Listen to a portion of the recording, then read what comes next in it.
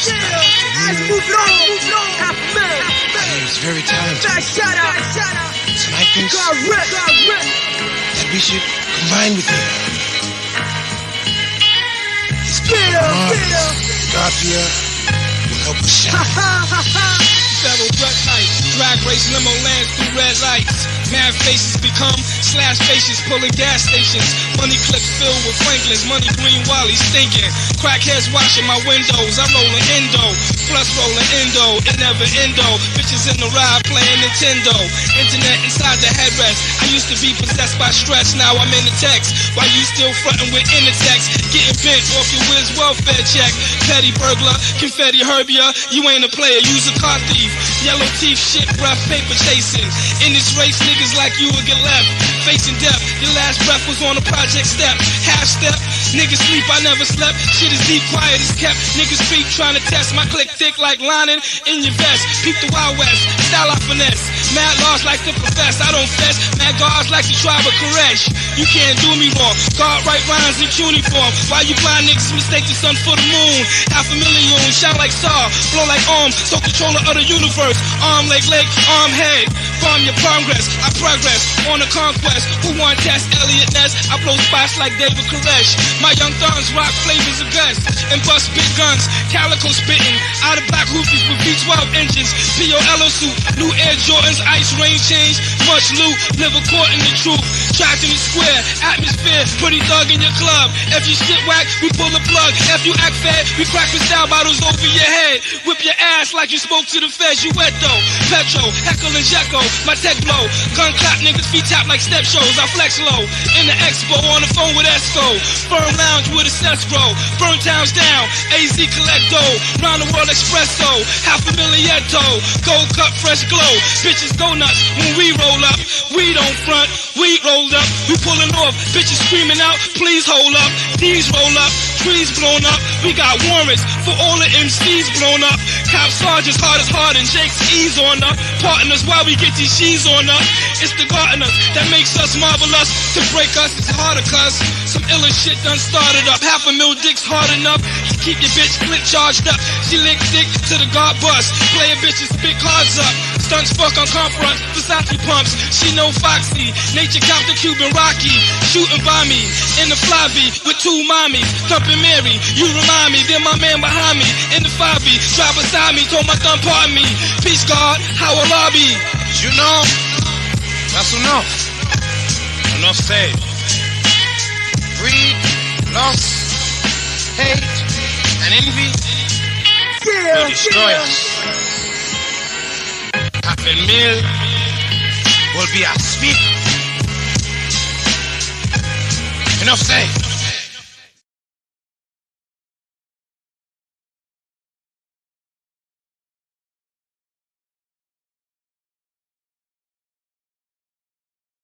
Yo, salute. Team Guardian, salute. New York Nicky, Big Trades, Ron Boogs, I see you in the building. Salute, y'all. Another day alive, another day free. Why is it Friday night if y'all ain't got nothing to sip and y'all ain't smoking on no weed?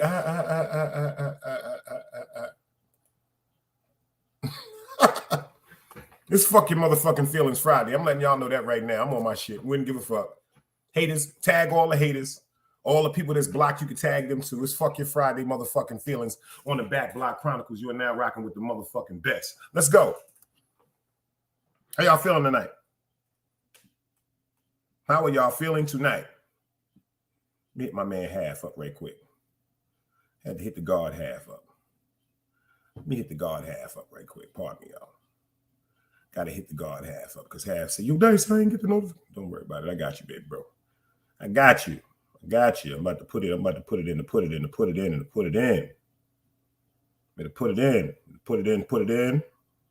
It's done. Shagala boogity bang bang. It's taken care of. How y'all feeling though, man? Thank God it's Friday. It's Fuck Your Feelings Friday. Finally Friday. Any way you want to put it. Finally Friday. Fuck Your Feelings Friday. Thank God you're Friday. Everybody all right though?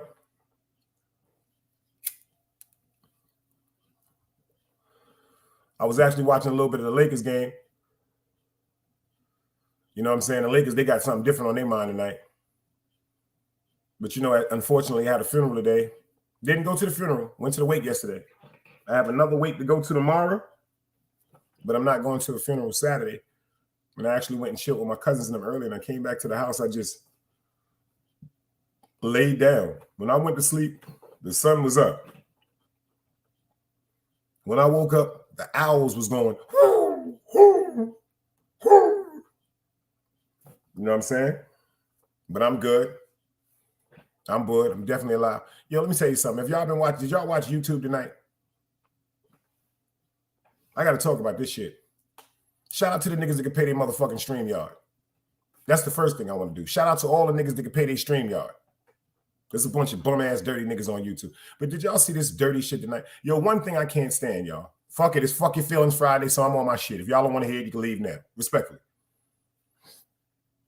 You know one thing I can't stand, y'all?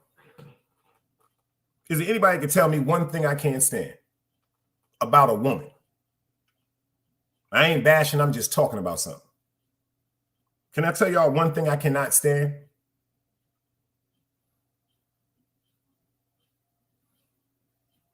Can I just tell y'all one thing that I cannot stand? You ready for this, Ron Books? Can I talk to you, brother?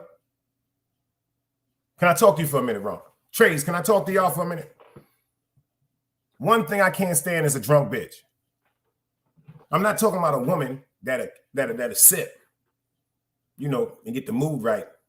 I'm talking about a drunk, filthy, dumbass. I can't stand them bitches. I can't stand them bitches. There's a bitch on YouTube. I'm not even going to say her name, but I'm going to describe this bitch. This bitch is about 43 years old. Her baby father is about 85. This bitch is always drunk. She gets drunker than El Combo. This bitch is just a filthy, stinking, disgusting, drunken, dirty bitch. Forgive me for saying that.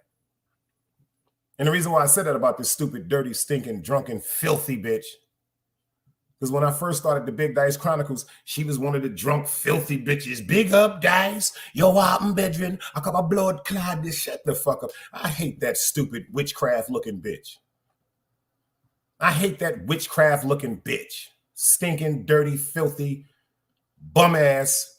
Anybody can fuck that bitch for a bag of fucking weed and a midnight dragon-ass bitch.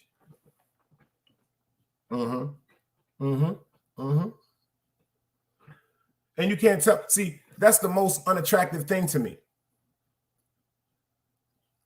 You can be healthy. You can be dark-skinned. You can be light-skinned. You could be missing a motherfucking tooth. Every time you smile as a woman, you can look like this.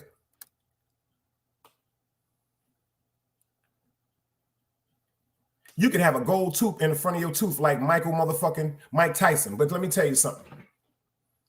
When you possess etiquette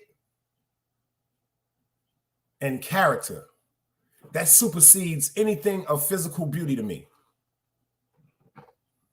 I hope I'm not talking too fast. When you possess etiquette and character, that supersedes anything of beauty. Fat ass, big titties, good put. I don't give a fuck about none of that. When you are a person of character, that is the most destructive thing I could ever see in the world. Because ain't nothing wrong with a woman drinking. I like that. If that's what you do, that's what you do. Because me personally, I prefer the candy cigarettes. And if I'm a drink, I might take a little Casamigo, but I'm a brown man. I drink that yak, that cognac, that Hennessy, that brown water that make you getting somebody's daughter. Can you dig it? Can you dig it? And that's what I wanted to ask niggas about. Yo, what's up with these new honey packs that I'm seeing all these niggas buy? I'm seeing niggas post on Instagram. I seen one nigga post on Instagram. He had a bottle of Hennessy. He had 2 packs of this honey shit that everybody's selling. And the nigga said she ain't got a motherfucking chance tonight. To the fellas, respectfully, I don't, thank God I ain't into the pack what I'm needing none of that shit or nothing like that yet. But trust me. Shit, I'm gonna let y'all know something right now. Hold up, let's get this right. I don't have to fuck with no Viagra's, no whatever the fuck niggas is using, none of that bullshit. But let me tell you something. If it get to a motherfucking point where I have to use it, I will. Hallelujah. In the name of Jesus.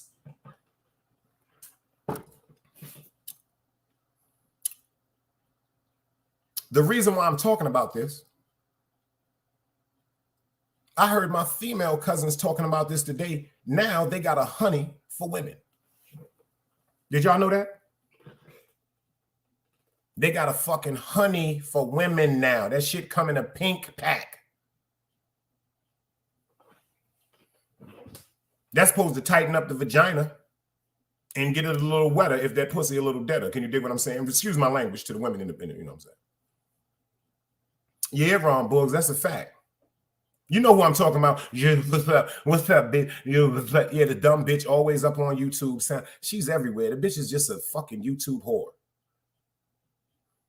It's a fucking YouTube whore. Bitch always wearing eyeliner and shit, always got her titties out on YouTube, and a man like 10,000 years old. A man like 10,000 years old. That nigga be sitting in the fucking corner looking like Tupac father when Pac was leaving the crib that morning to go to school on juice.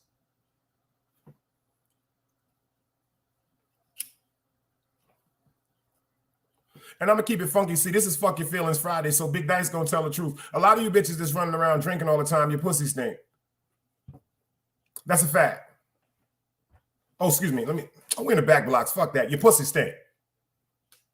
If we was on the Big Dice Chronicles, I'd have been like, if you consume too much alcohol, your vagina displays an odor of stinky winky. But now we on the back block Chronicles. A lot of you bitches that's drunk, your pussy stink. Facts. I don't know if nobody never told you. But in Big Dice 101, I'm going to tell you, pussy stink. That's very, very disgusting. Word up. And then when you drink, a bunch of that alcohol come out your pores and you be sweating. So stink pussy, sweat pores, and alcohol, that's a bad combination. So all you niggas that's fucking them stink pussy, sweat alcohol bitches, shame on you.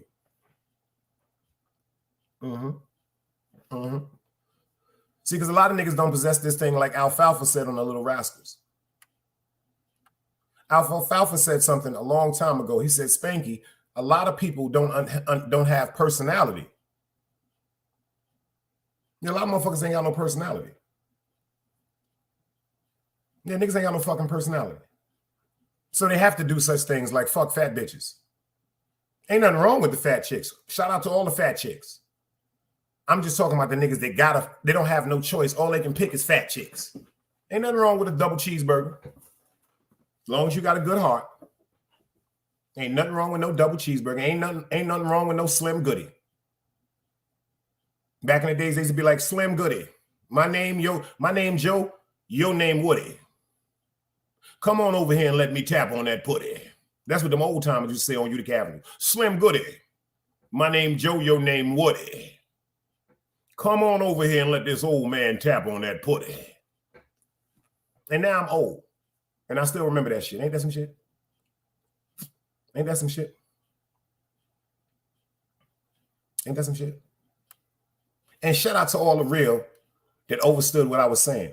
Because it's a couple of people that's going to come to the Big Dice Chronicles. I can't wait till they come because I'm going to blow their head off right in front of all of y'all. I'm going to blow their fucking head off. Y'all going to see it say, they have been blocked by me. That's a fact. Because I explained something to somebody. I explained something to everybody here and everybody else that was listening. If you fuck with a fuck nigga, you can't fuck with me. If you support a fuck nigga, you can't fuck with me. I was very adamant about that. And see, I'm not talking about YouTube. I'm talking about YouTube when I'm on YouTube, but I'm talking about in real life. Like, if I never had a YouTube page again, if I decided to stop being on YouTube today,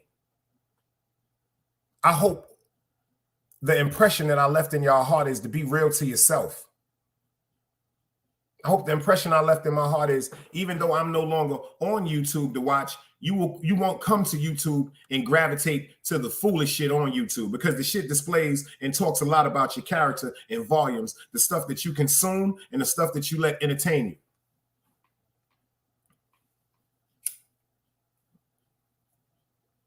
That's a fact.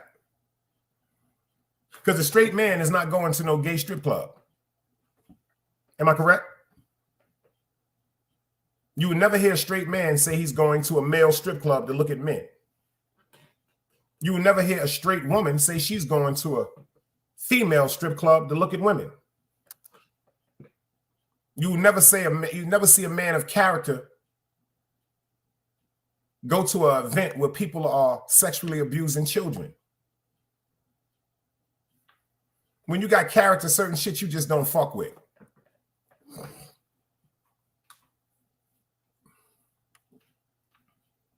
So fuck YouTube. I'm trying to talk to y'all or something about life, because a lot of people, maybe some are in here, maybe some people are coming to watch. A lot of people in life has never been told you're more important than television. Big Dice is telling you. Your life is more important than YouTube. Your life is more important than soap operas. Because usually when people can turn and they just pay attention to all that bullshit, that means in their mind, their life is full with a bunch of sucker shit, and all they want is drama. All they want to be, all they want to see, all they want to hear is drama. All they want to hear is some negative shit. And them type of, I don't want them motherfuckers around me.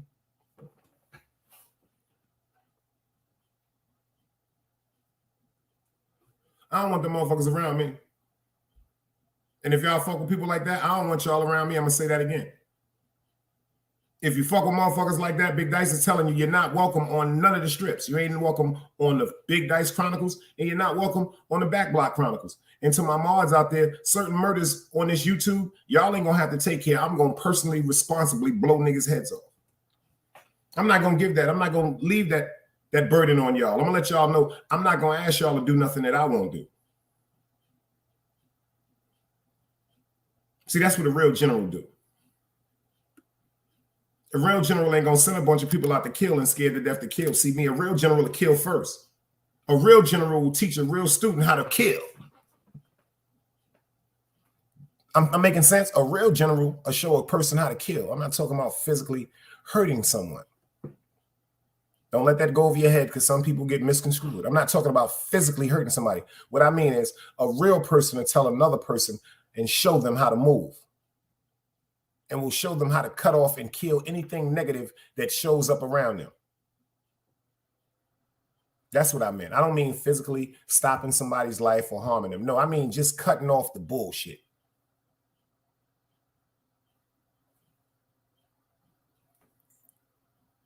You see what Ron Borg said? That means a person was never who they betrayed themselves to be over here. If you're not on the tube no more, but you see the old members on Clown, that's a fact. That's a fact. See, some of us got principles and morals. I like YouTube. I think that as far as the process of people just coming on YouTube to talk, I think that should be a little more strenuous. I think there should be a little more strenuous checking before someone is just allowed to make up an email account and then come on a broadcasting system and broadcast to the world. I think it's certain questions should be asked. No, not if you know rocket scientists or nothing like that, or do you know how to perform heart surgery, but certain things like, do you love God? Do you love living?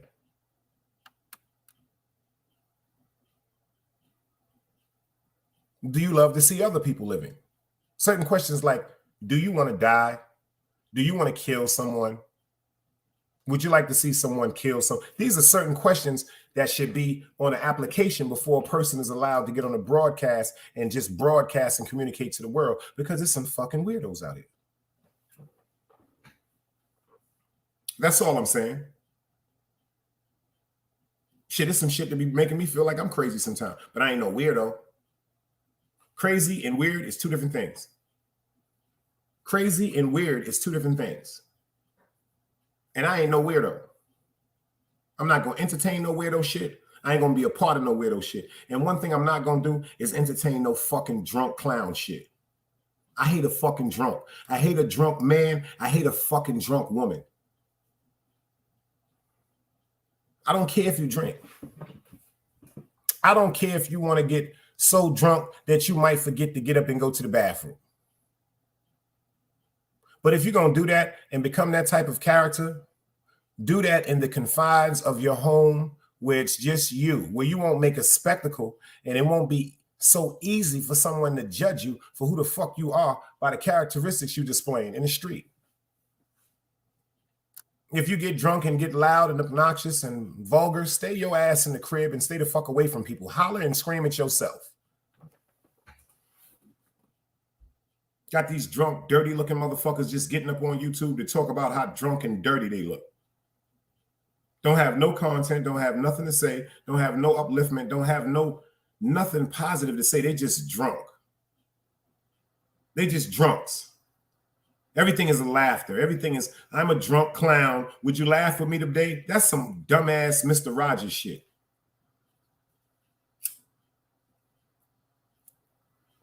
That's why I be trying to tell y'all, you can tell who really got some motherfucking money in their life. And you can tell who really was around the kings, man, and the queens, man. Everybody don't get to go in the king's chambers. Everybody don't get to go to the queen's chambers, but it was a few of us that were chosen to go to the king's chambers. It was a few of us that was chosen to be the next kings up.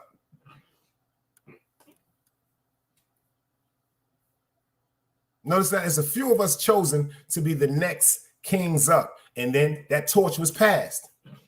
Some of us stood tall, and some of us, when that torch was passed to them, they found out it was too much responsibility. And then the next runner up, the torch was passed to them. See, they wasn't excluded out of the equation. Because when somebody bestows a bunch of responsibility upon you, I would rather a person tell me, yo, check this out. This is too much responsibility for me. I still want to be in the team. I still want to contribute. But this right here that you want me to do is too much for me. It might be a little bit overwhelming. But you know what? Maybe D can do that. You know what I'm saying? I ain't in a position to run the block like that. But you know D been out here doing this thing. Give him the shot. I understand that you respect me and you want me to be the next up because of the rapport we built. But if I really got a respect and love for you, I got to tell you the truth about things I can't understand or things that I don't want to encounter. See, it's a bunch of niggas putting on jackets that they know too big for. Don't you notice that when you go to get some shoes or you go get some clothes, they got this thing called a dressing room? Because if it's too small, it ain't going to fit. If it's too big, you look like a clown. You got to get something that fits you. I hope I'm making sense. Like, I really hope I'm making sense. My man Rack was just talking about a logos he getting me, a 2LT, meaning a 2X, but it's a large, tall, because I'm a large and tall man. I'm not a big man.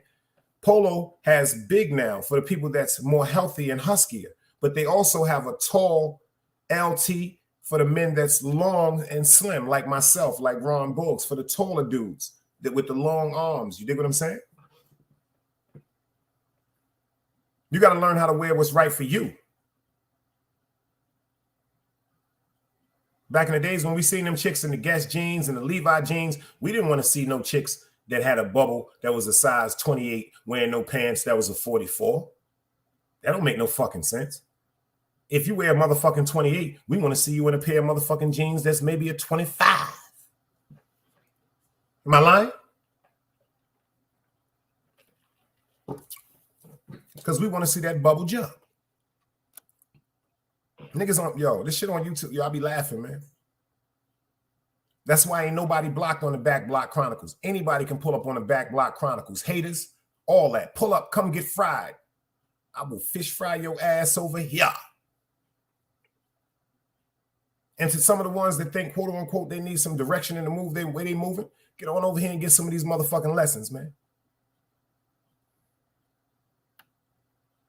Because you're moving like a clown. And you heard see what Ron said, let that bubble stick out.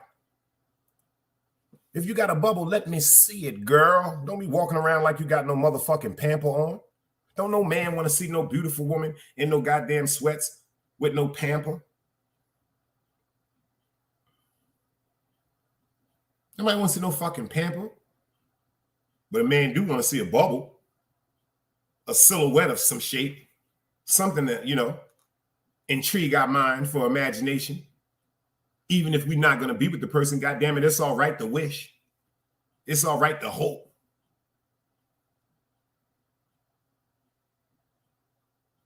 Like my grandfather told me, he said, the least you can do for yourself as a man is to make sure your face stay tapered. Every week I'm in the barbershop, y'all, and I got a bald head.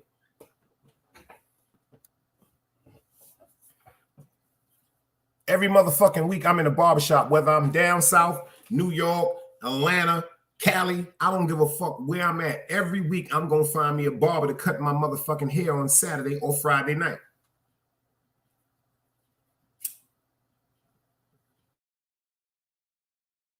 Least I can do for myself. It's part of my presentation.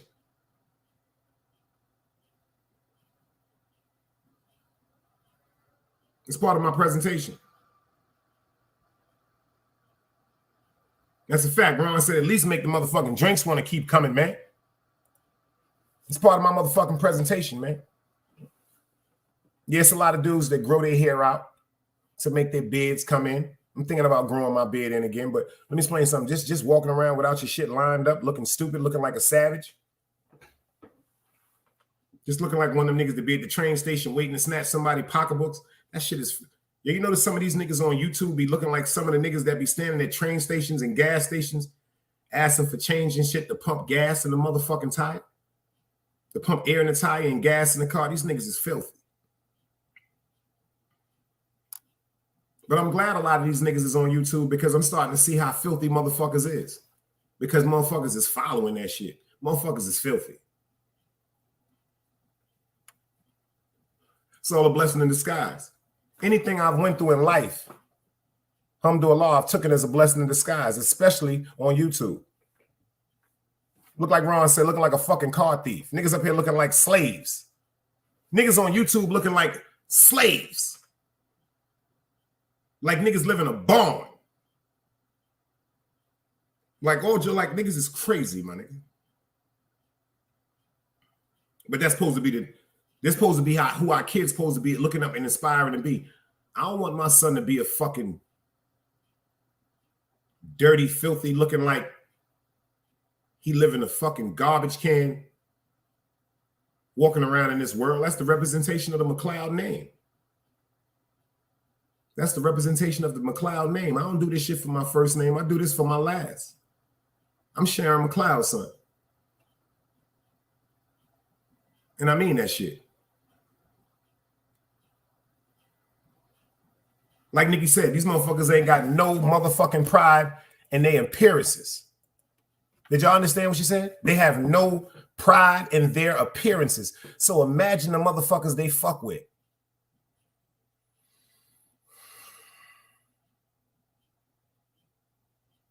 Come on, Ron. We from that era. Everybody in here from that era. Remember back in the days, couples used to compliment each other? Now you got a bad bitch with a corny ass nigga, or you got a fly, super fly nigga with a corny ass average bitch. How come back in the days, remember back in the days, everybody was fly. The bitch was fly and the nigga was fly. The woman was popular and the nigga was fly. They popularity together made they essence just heavenly like. Like they was gods and goddesses when they came through the hood. That's a fact.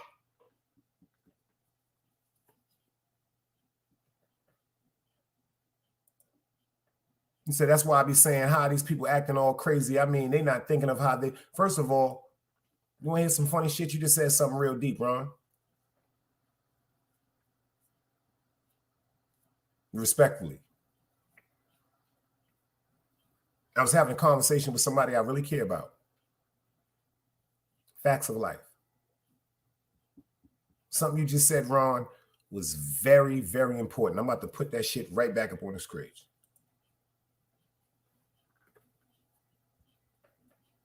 This is what people weren't thinking about. The children. The children.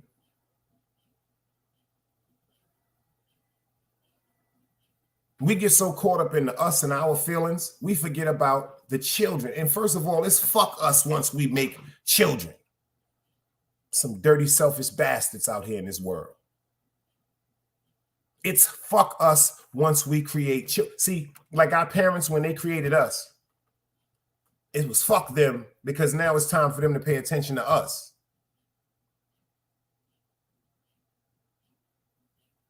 Now we are adults. And the jewels that they pass to us, it's time for us to pass them jewels to our babies. But you want to hear some shit, Ron?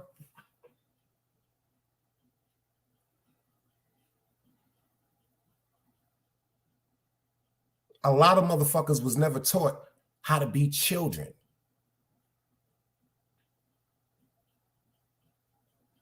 A lot of people were never taught how to be children. It's a bunch of children that the minute they became comprehensive to certain things like babysitting,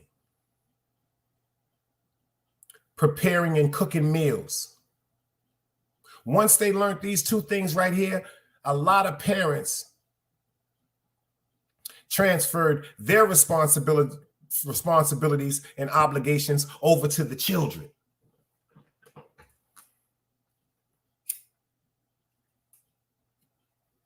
Y'all ain't never heard of that young lady that's tired every time she want to go to the movies or want to go hang out with her homegirls? She can't because she got to watch the kids.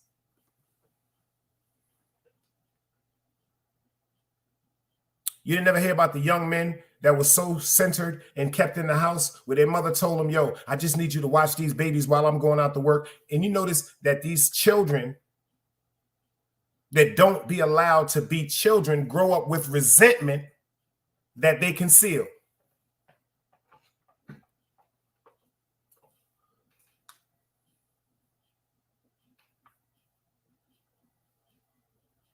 I remember a young lady I used to date told her mother one day, them ain't my fucking kids. How come I always got to watch your kids? You fuck for them. Because the young lady was like 19, 20 years old now. Overstand, the young lady had the responsibility and obligation of taking care of her brother and sister while her mother went to work at night. But as a child, she didn't understand that the reason why her mother went to work at the graveyard shift because she wanted to be home during the day just in case something happened with her children in school where she would have to go up to school.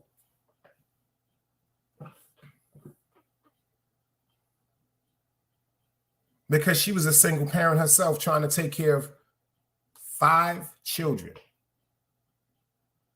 4, excuse me. And the young lady told her one day, she was like, Dice, I'm tired of this shit. My mother always talking about I got to watch her kids. I can't go here and do this. I was very, very flattered because respectfully, she wanted to spend some time with me.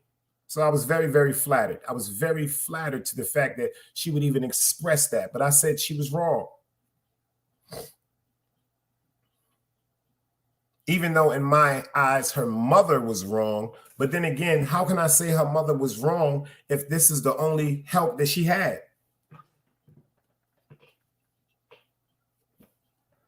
New York Nikki says she would never do that to her daughters. You don't know that, Nikki. You don't know that. I beg to differ. I beg to differ. You don't know that. Something could happen in the future. Something can happen in the future. Not saying that I'm wishing anything to happen in the future, but something can happen in the future that at that particular moment, the only person or people that you have of assistance to hold you down are your daughters.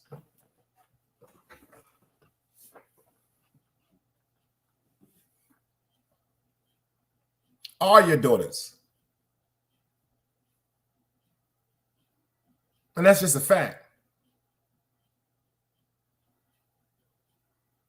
See, people fail to realize, I don't think the majority of the parents that have to transfer obligations to their children do it intentionally. I'm not saying the majority. I'm saying maybe 4 out of 10, maybe 5 out of 10 parents, just my analogy, just says, fuck that. I'm the mother. They're going to do as I say. But then there is a group of parents they unfortunately don't have a support system of adults, and they don't have a support system of adults that they would entrust with their welfare of their children. So they have to what? Teach their children these chores and the responsibilities. See, Nikki said working together and giving full responsibility are 2 different things. But Nikki, I beg to differ on that too, because first of all, a parent should not have their child working with them on anything pertaining to another child that parent has created. And that's a fact. Working together is, yo, check this out. I just got through from cooking. Everybody ate. I'm tired. I need y'all to go wash them dishes. Working together is, mommy is tired. Take the garbage out. Working together is, I don't really feel too much energetic today. I don't feel like cooking, y'all. Go ahead in the kitchen and cook something up to make up something, prepare for y'all right quick. Because, yeah, mommy usually cooking all that, but I don't feel like cooking tonight. That's working together. Let me school you. That's working together. But if you have to go to the store, or if you have to go to a hospital, or if you have to go to an event and you tell your daughter to watch your daughter, or you tell your daughter to watch anything with your daughter doing something that's supposed to be your responsibility, you have did what? You have bestowed and transferred your responsibilities and your obligations to them. Because respectfully, and this goes for me too, our babies are not our, how can we call it, parents off the bench. Because if our babies were parents off the bench, our babies could go to parties, our babies can go and come as they want to, our babies could indulge in marijuana and alcohol, our babies could drive and operate vehicles without the supervision of parents. That's a fact. That's a fact. It's no way to get around that. You could reword it. You could say it another way. Once you tell your daughters to do something of an obligation that's yours, you have turned and transferred your obligations and responsibilities to your daughter. Did you do it with malicious intent? No, you did not. I just said that. There's 5 that will say, fuck that. Just because I had them, they're going to do what I got to do. And then there's 5 that have no other support system of adults where they would entrust their children with. So the only person that they can entrust their responsibilities and obligations is to their children.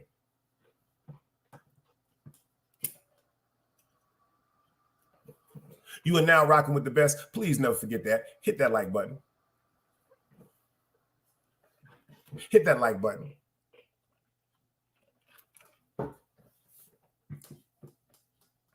Hit that like button.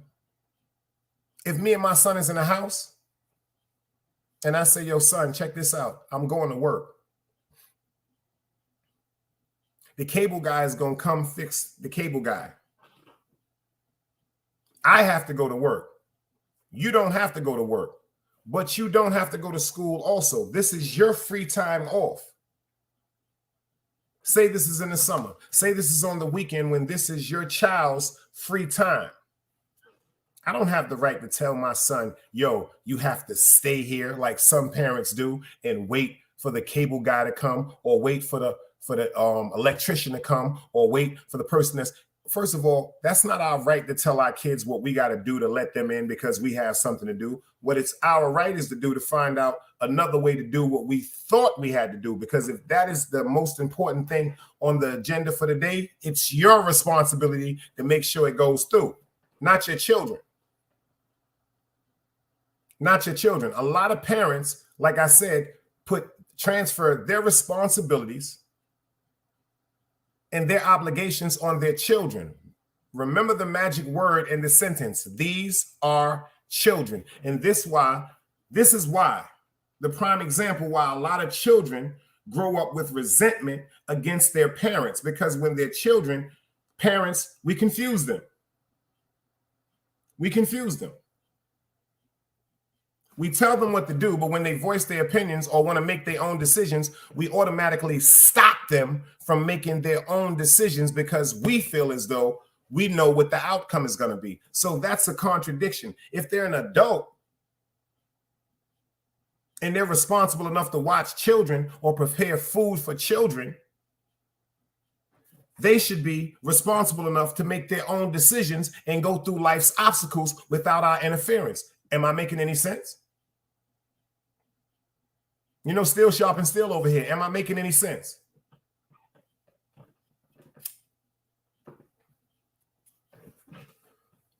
The only thing as a child that a child is obligated to do is respect their parents. Go to school. Get an education. Get a better education. and try to get a job to take care of themselves when they become adults. That's all a child is obligated to do. A child is not obligated to babysit because you want to go out with your homegirl. A child is not obligated to prepare a meal because you want to go play cards with your homegirl. That's not their obligation. But if you want to teach your child, when you are in that kitchen preparing that whole meal, like you might be baking the chicken, or you might be frying the chicken, or you might be making a pot roast. It is your duty to have young girls in the kitchen with you to show them and instruct them how to prepare food for the future of theirs, which would be their husbands and their children. That's working together. You understand what I'm saying to you? That's teaching. That's not demanding them to do anything. You're teaching them how to take care of themselves when they become adults. That's not demanding anything.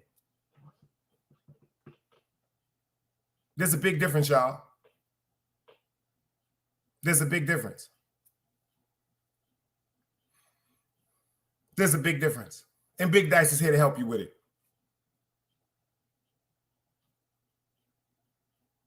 A lot of parents have children that they don't even know how to love, y'all. Oh, I'm about to get some of you motherfuckers mad. I wouldn't give a fuck. It's Fuck Your Feelings Friday, y'all. Respect it or check it. I'll drop the link. Anybody want to pull up and check anything I'm saying or contest anything I'm saying, or we can debate about anything I'm saying. I'm Sharon McLeod, son, and you are now rocking with the motherfucking best. Some gonna get upset about this one. Some gonna get really, really upset about this one. Do you know there's some parents that don't know how to nurture and love their children because they were never nurtured and loved?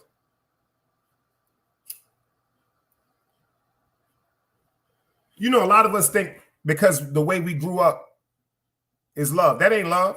A lot of us, not just me. I talk for myself. That ain't love the way I grew up. Yeah, it was acts of love, but there was a lot of toxicity and trauma that confused and made me misinterpret the whole meaning of the word love, y'all.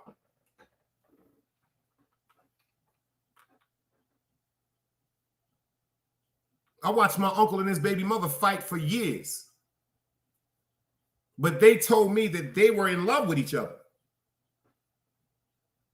I watched them make my beautiful little cousin Medina, but they told me they were in love with each other, y'all. I watched my uncle blacken his baby mother's eyes. I watched my uncle's baby mother shoot my uncle. I watched my whole family and my uncle's mans in the street go to war with my uncle's baby mother brothers, but they told me they was in love, y'all.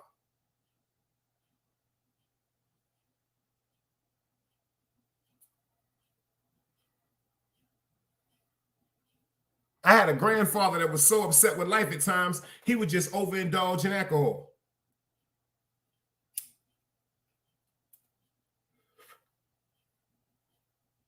Would he beat on my grandmother? Hell no.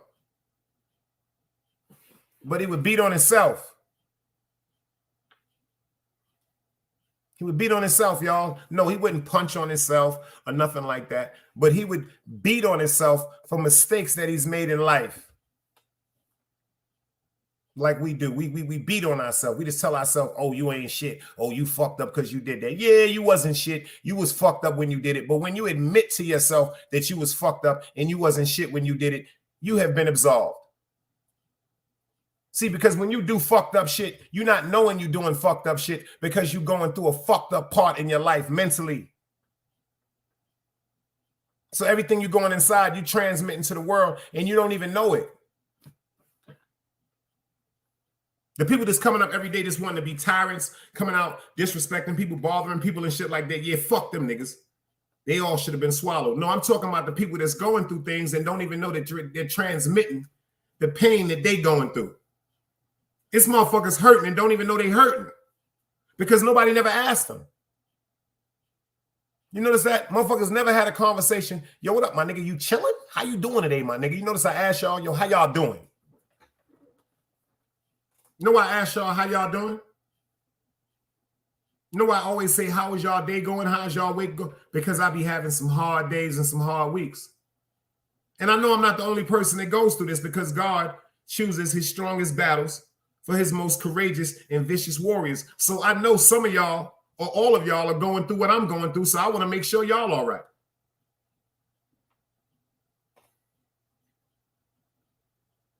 I mean that from my heart.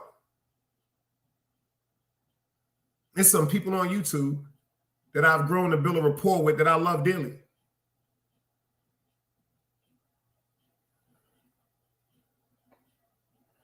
And I don't fuck with people like that.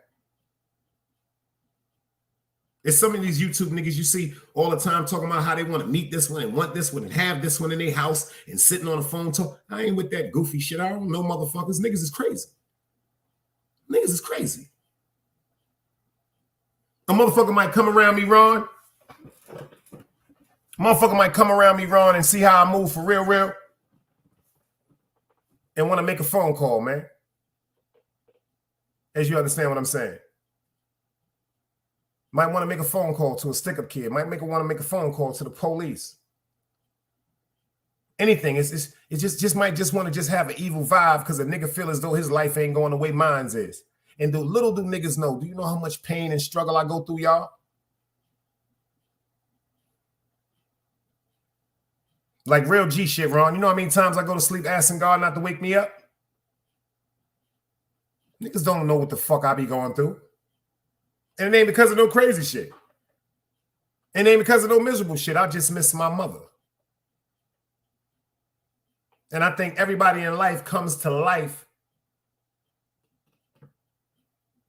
as a project from God. Just to see if you're going to respect and cherish everything that God shows you. Everything that God has given you. The simple things that people just overlook, like freedom. See, a motherfucker don't really cherish freedom because he ain't been in jail. Nigga ain't never been on the run.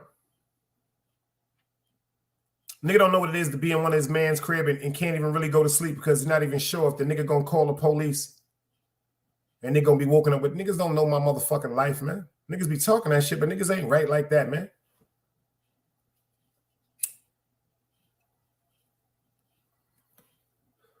Niggas ain't right like that, man. Appreciate that, Ron. These niggas is crazy, man. And they say I'm crazy. No, I'm not crazy. I just be looking at shit sometimes and it disappoints me so much it enrages me, y'all.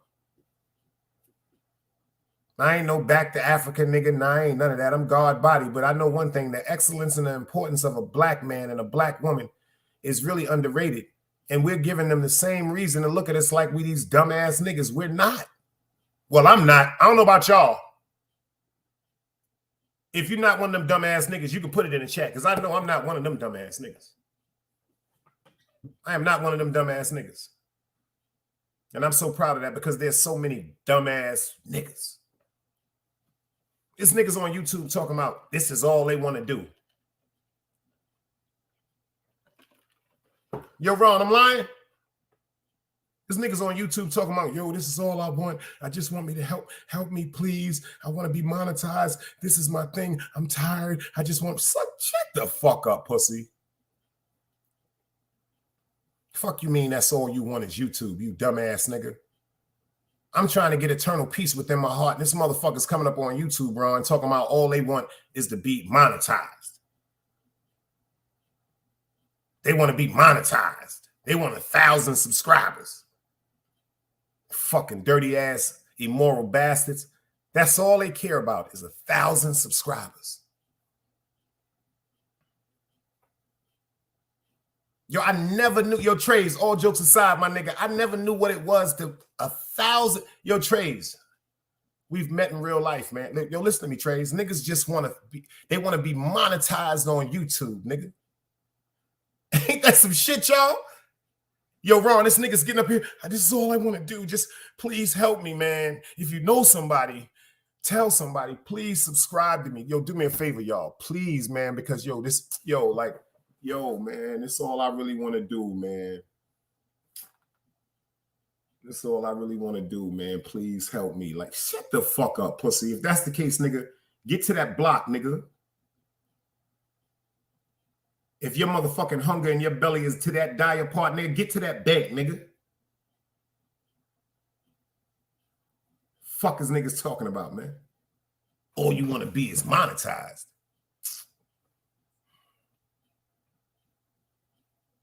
And you see what my man Trey said? And say and do anything for views and likes. Forgive me, Trey. That shit just enraged me a little bit, y'all. Pray for me a minute. That shit just got me mad. Forgive me, y'all. Trey's didn't get me mad. What Trey said just got me mad because it's the truth. Like motherfuckers just getting up here to do anything and say anything for a person to be captivated or just amused or just get the fuck out of here, man. I'm telling you, man, if this is the way niggas move on YouTube, y'all, it's the way niggas move in the street. I'm trying to tell y'all something, man.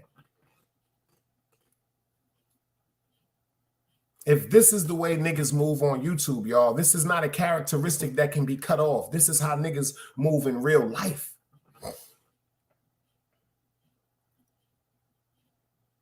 This how niggas move in real life. Like, this how niggas treat their women. This how niggas treat their children. This how niggas love their mothers. This how niggas love and honor their brothers. This how niggas love and honor their sisters. I hear so many niggas on YouTube talking about, I love you, sister, and peace, sister. How you doing, sister? How come if she your sister, you want to fuck her?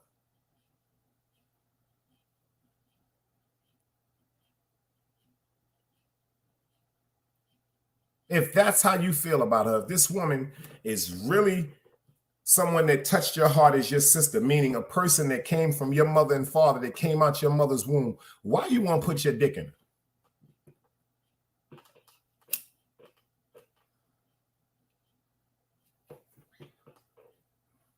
Why you want to put your dick in her? If that's your sister. Because that ain't your sister. Because that is not your sister. See what Ron Book said? Going against each other for peanuts. Whoa. Shout out to Black Rob. That shit ain't whoa. That shit is not whoa.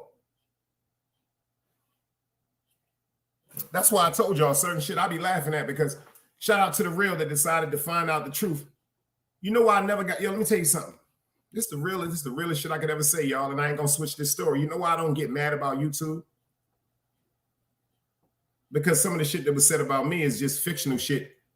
Like niggas work for motherfucking Paramount or Warner Brothers and make movies and shit like that. Everything is made up and scripted.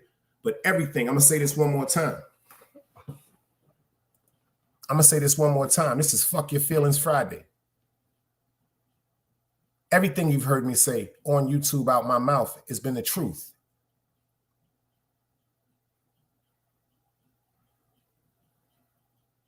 Anything you've heard me say on YouTube out my mouth has been the truth. It ain't been no comical shit. It ain't been no humor shit. We joke and play about certain shit because I have a way of word with certain things, but I ain't no playful ass nigga. Whatever you heard me say from the beginning to now, whether I erased it or not, it's the truth. That's why when I sleep comfortably, because it's the truth. Because one thing I'll never do, I'll never speak against a person's name, will, or character unless I'm speaking the truth.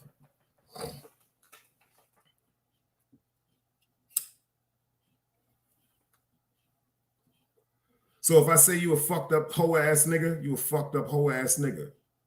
If I say you a bum ass bitch, you's a fucked up bum ass bitch.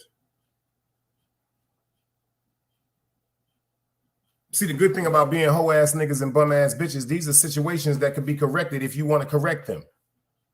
Like I told you, a lot of people suffer from that disease called bitch assness, men and women. But if you recognize you have the disease, you can be cured. It's just like people with cancer. There's some people that got cancer and say they're not going to go to chemotherapy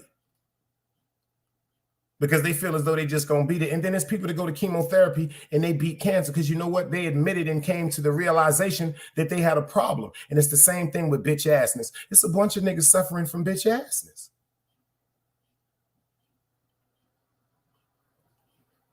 Some people just love the bitch ass shit, man. You see what Ron Borg said? He said some people can't handle the truth. They love the lies. You want to hear some funny shit?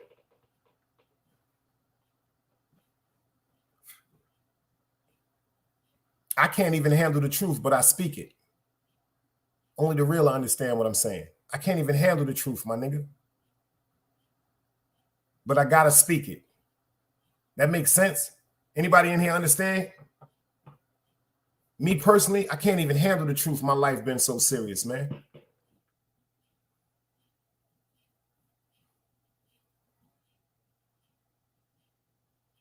That's probably the first time y'all heard that. I can't even handle the truth.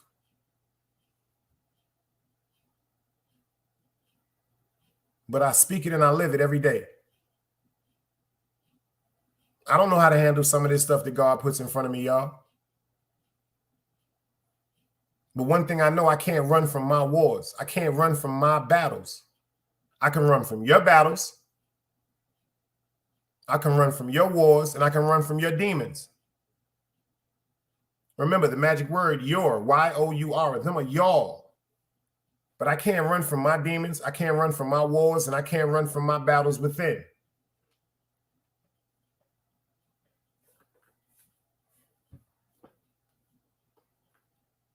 That's my reality. That's my reality.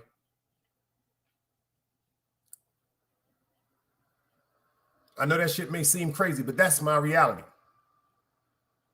But I deal with my truth every day. And live it and walk it to the best that I could be. And walk it to the best that I could be, y'all. Far from perfect. I don't even want to be perfect, y'all. Because imperfection to me is fake. It's just like a lab-made diamond. Stay with me, y'all. It's like a lab-made diamond. A lab-made diamond does have value. It does have radiance. It does have clarity. And it can fool the average eye, but it's not a real diamond. It still has flaws because it was created in a lab, even if it's flawless. Even if it's flawless, it's fake. It's fake. A lab-made diamond has clarity and value, but it's a coal-made diamond. But some people choose to buy a lab-made diamond because of money. Some people buy a lab-made diamond because of due to the fact that they may be robbed. But it's fake. But it's fake. And that's how YouTube move, man. But the bug part is, it's not that YouTube is fake. YouTube is really real. Y'all just not noticing that they fake. They showing you really who they are. But in y'all mind, y'all be saying, yo, the nigga just be joking. He be laughing all the time. He playing. He really can't be like that in real life. Yes, he is. Yes, he is. Yes, she is. They can't be like that. Like, this shit just got to be for the time that they on YouTube. No, this is who they are. This is who they are. And some of y'all like that shit. And I don't be understanding this shit. Not to the people in here. I'm talking to the people that may watch. To the haters that may be watching. Not to the people in here. I'm just saying. I'm gonna make that clear. Not to the people. I'm saying to the haters that may be watching, to the people that watch. Yo, you know it's a lot of motherfuckers that watch me when my live end.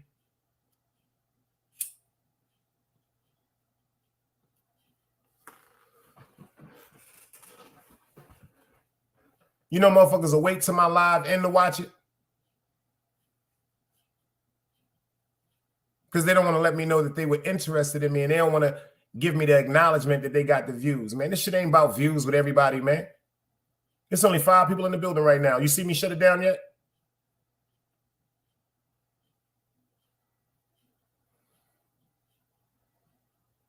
Y'all remember? I told y'all I was going to build the Back Block Chronicles up. Always the queen, I see you in the building.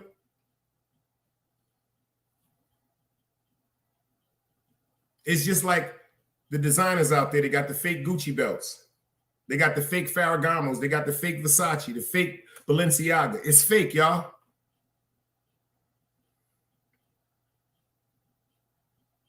And the sad part about it is a lot of y'all will go buy that and go around people to try to get validation with fake shit on.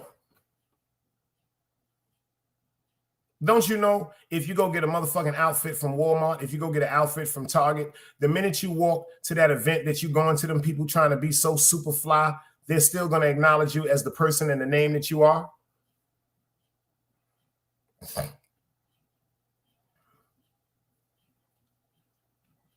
Can't be fake, man.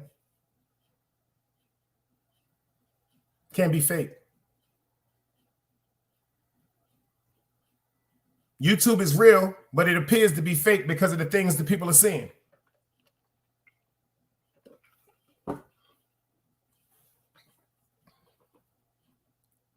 People really are going through things, and the only way they can get it off their chest is YouTube. I'm talking about niggas is sitting up here on YouTube talking about, please help me get 1,000 subscribers, like their parents are on life support and need $80,000 for $80,000 for a surgery to keep. Please help me get 1,000. Please help me get 1,000 subscribers. That's all I want. Motherfuckers up here ain't talking about they want no peace. People up here ain't talking about they want no love. People up here ain't talking about they want no respect. People ain't talking about they want more knowledge. They want 1,000 subscribers.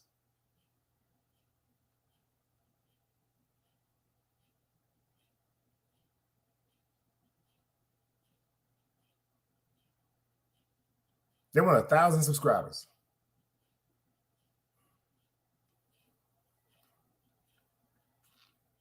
For what? For what? Yes, I do want YouTube to acknowledge me. I do want YouTube to respect me as a content creator.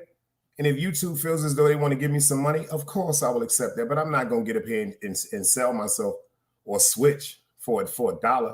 If that's the case, I might as well be a stripper.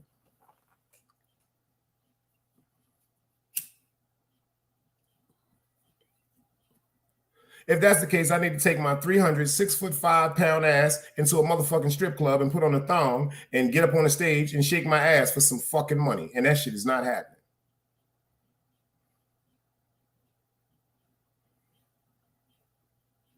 And that shit is not happening, y'all. You know when I knew YouTube was crazy? I mean, I got so many moments where I could tell y'all that made me think more that YouTube was crazy. But when I got the strike for playing the music last week and they told me I couldn't broadcast for 7 days, that's when I really found out, Ron, that YouTube was crazy.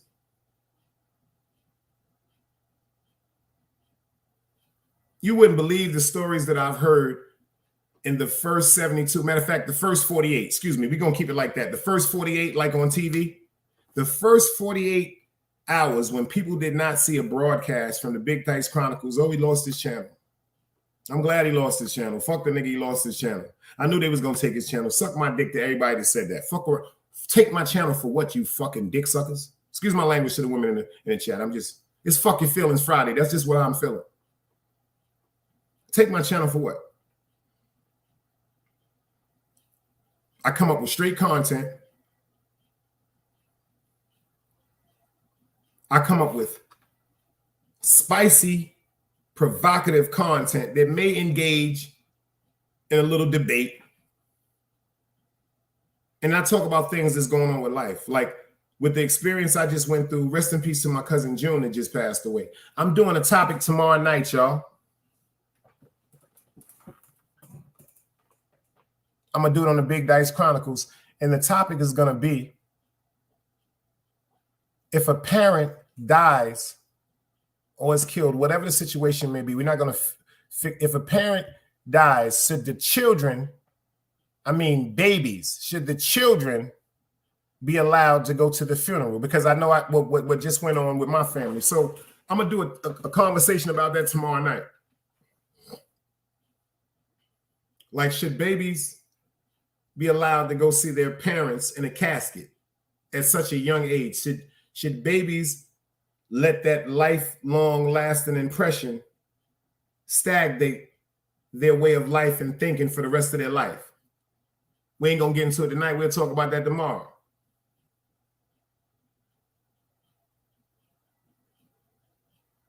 You see what Big Trey said? The crazy thing is the rich people don't wear Gucci, Fendi, Louis. True millionaires don't wear AP. They wear the $1 million Jacob watches. Fact.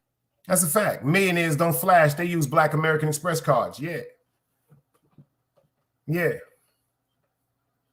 That's like some of these niggas on YouTube when they come and they broadcast like they about to go to a club, and then when they take the broadcast off, they take the clothes off. I'm coming up here comfortable in how I feel. Y'all might catch me a couple of days outside or whatever like that if I go live outside or something like that, but in the crib, I'm gonna be comfortable. T-shirt. It's fucking 70 degrees down here. Fuck am I getting fully dressed like I'm about to go to the club? I don't go to clubs. I'm not in the clubs. It's not my thing. I did too much security in clubs and I know what happens in clubs. But I will go to a jazz club. I will go to like a spoken poetry. I like that. I will go to a comedy club. And I will go to like a live band. Like the older music. Like I go to Anita Baker. I go to the Whispers, the OJs, you know, Keith Washington, you know, Freddie Jackson, you know, shit like that. Patti LaBelle, Mary J. Blige, Faith Evans, you know, grown shit. If I was to go to a rap concert, Wu-Tang Clan, Rakim, Nas, you know, Common Sense, you know, certain shit where it's going to be an adult vibe in the atmosphere and people are going to really, really enjoy some good old music back when we was kids. I'm not going to no fucking drill rap concert.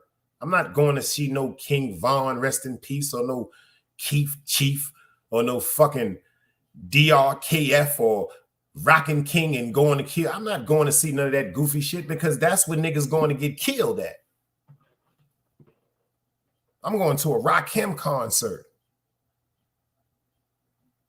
You dig what I'm saying? A Cool G rap concert. Yeah, you're going to bump into some gangsters, some real gangsters. But see, at least that night, you're going to bump into some gangsters that done been through so much stuff and they appreciated their life and the age they got to. And they just coming out for that night to just reminisce about when we was younger or something like that. And we trying to get home, man.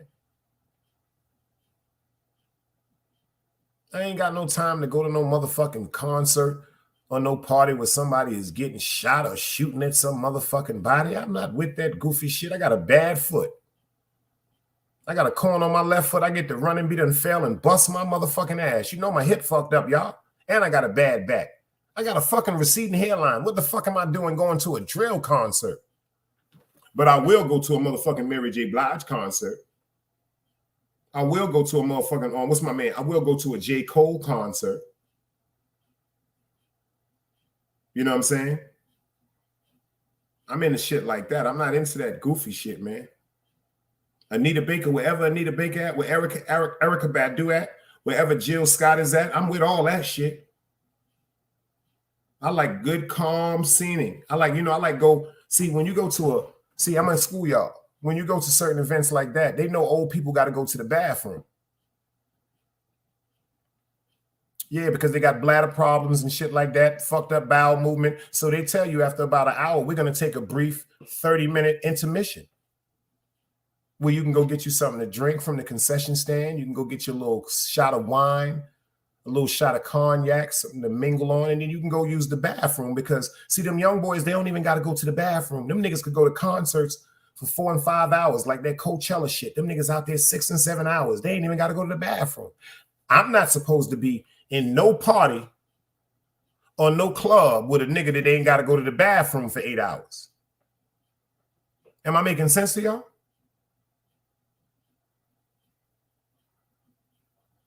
You mean to tell me it's been 8 hours and you ain't have to go to the bathroom once? I'm not fucking with you, nigga. See, you at that robot age where you feel as though you're invincible. I used to be there. I'm not doing that shit. I'm not doing that shit. Yo, Yak, what's up, gangsta? I see you in the building. Word about trying to tell people. Like when I left New York, yo, I had so much motherfucking Michelinette shirts. I had so much throwbacks. You know what I'm saying? All that shit. I left all that shit in New York because I noticed it's time for me to start dressing like an adult.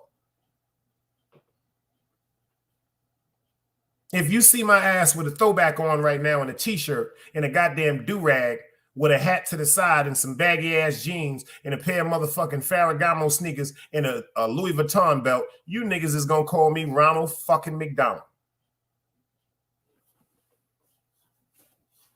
Y'all gonna call, that's not who I am. It's their time. Just like when we was coming up and the old timers seen us coming up, they step back and they say, yo, it's y'all time. See, that's the problem with a lot of motherfuckers. I keep telling y'all, they caught up in their second childhood and motherfuckers is not trying to let people be who they are. That's how niggas get murdered. That's how niggas get murdered. You know the first way to get killed? Telling a young boy in the street, yo, who the fuck you is? Who the fuck you think you is, nigga? You know who the fuck I am? Who the fuck you think you is to ask another man who the fuck he think he is, pussy? A nigga blow your goddamn brains out. Y'all ain't see the movie Carlito's Way? You remember Benny Blanco from the Bronx? See, that's a very, very deep movie I want y'all to go watch. There's so many parts of that movie remind me of my life. Betrayal from Friendship. But did you hear what Sasso told Carlito in the club? He said, yo, Carlito, why you disrespect him? Why you talk to him like that? This guy just like you when you was coming up. You heard what Sasso told Carlito. He said, this guy is just like you when you was coming up.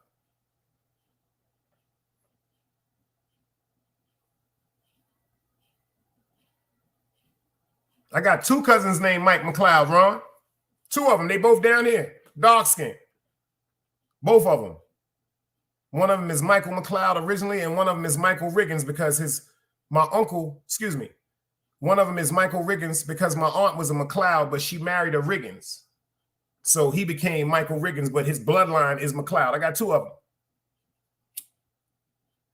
Word up, y'all. And guess what happened in the end of Carlito's Way?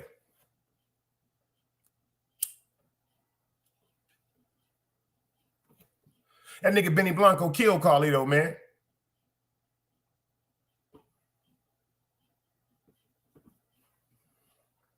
See what Yak said? Too many of us old heads do not respect the law of the land. Our time is past, so we have to respect the young brothers.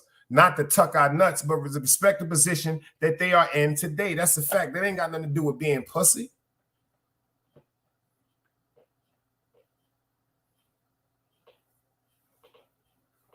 Nah, I don't know him, Ron, but my name is spelled MCCLOUD.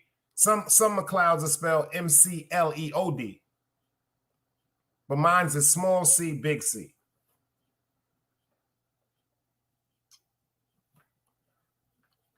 Yeah, that don't mean you pussy because you let the young guys step. First of all, if you really know what you're doing, like when the old timers passed us the torch. See, this is the important part that people overlook when the torch is passed to you. When the torch is passed to you and now you got the hood, it's your responsibility and your obligation to hold down the old timers that passed you the torch. Am I speaking Yak? Am I speaking Ron? Am I speaking Trays? Now it's our job to hold down the gangsters that passed the torch to us. You know why?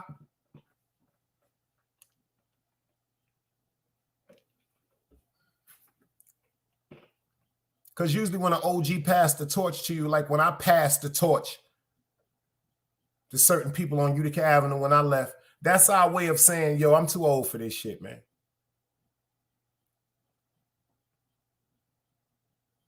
I got a doctor now.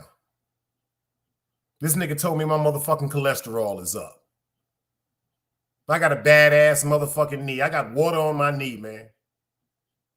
I got a sciatic nerve. It's time for me to give this shit to y'all, man. But since I'm humbly backing out, and I'm not going to stay in y'all way, I need you to do two things for as long as I'm alive. And this is what the old gangsters told me.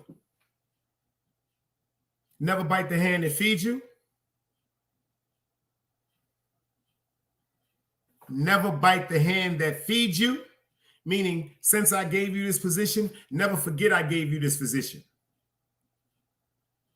I know you're powerful. I know you're to the point where you're going to probably supersede what I've ever done out here, but don't use that to the advantage because I'm old now.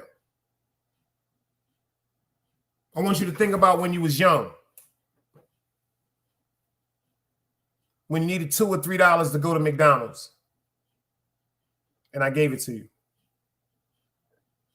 I want you to think about when you was young and you wanted $40 or $50 to go to 42nd Street or Coney Island on Easter, but your moms or your pops might have been getting high and they didn't have that money, but I gave it to you.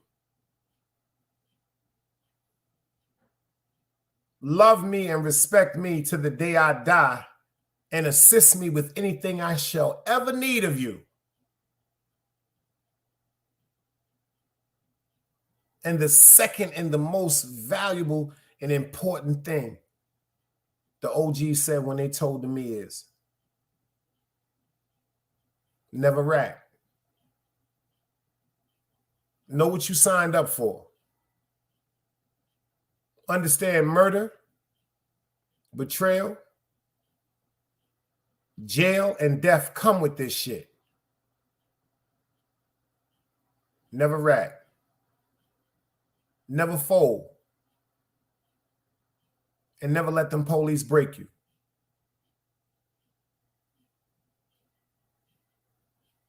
Some of us gonna do this shit to the day we die.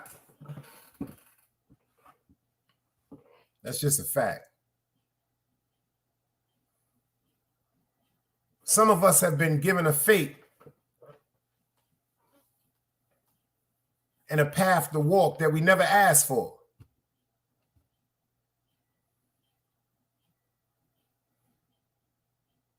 Think about it. Who the fuck wakes up wanting problems? Who the fuck wakes up wanting stress? See them fake niggas in the street just running around with the cars and the jury and the money. They not telling you the truth, man. It's a bunch of stress that come with that shit, man. You could have $1 million in your house, $1 million cash that the government don't know about that can't be taxed. But you can't find one woman to trust and call your own. You can't find one woman in the whole world that you can take home and tell her, yo, that's $1 million cash. We rich.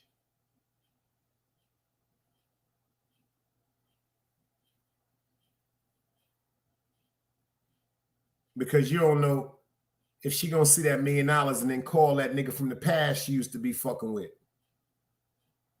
Or you don't know if she gonna call them niggas on the block that she knew for years that's just as grimy and hungry as her and line your ass the fuck up.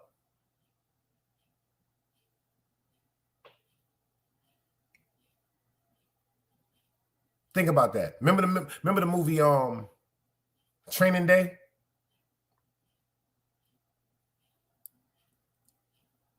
Remember the movie Training Day?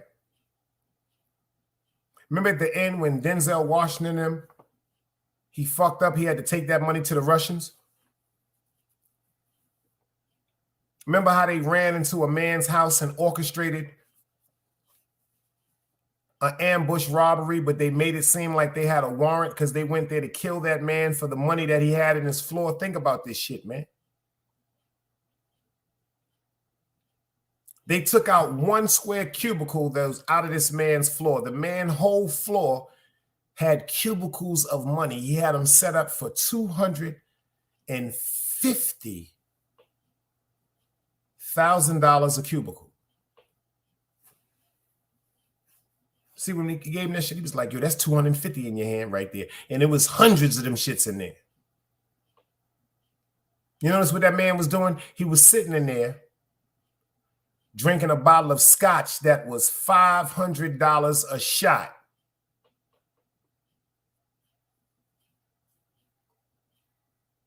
They said he sold more drugs and cocaine in the United States, and the government gave him a pardon. Check this out. He had all the money in the world, beautiful house, drinking the scotch, but he was in that house by himself reading the newspaper. There was no woman there.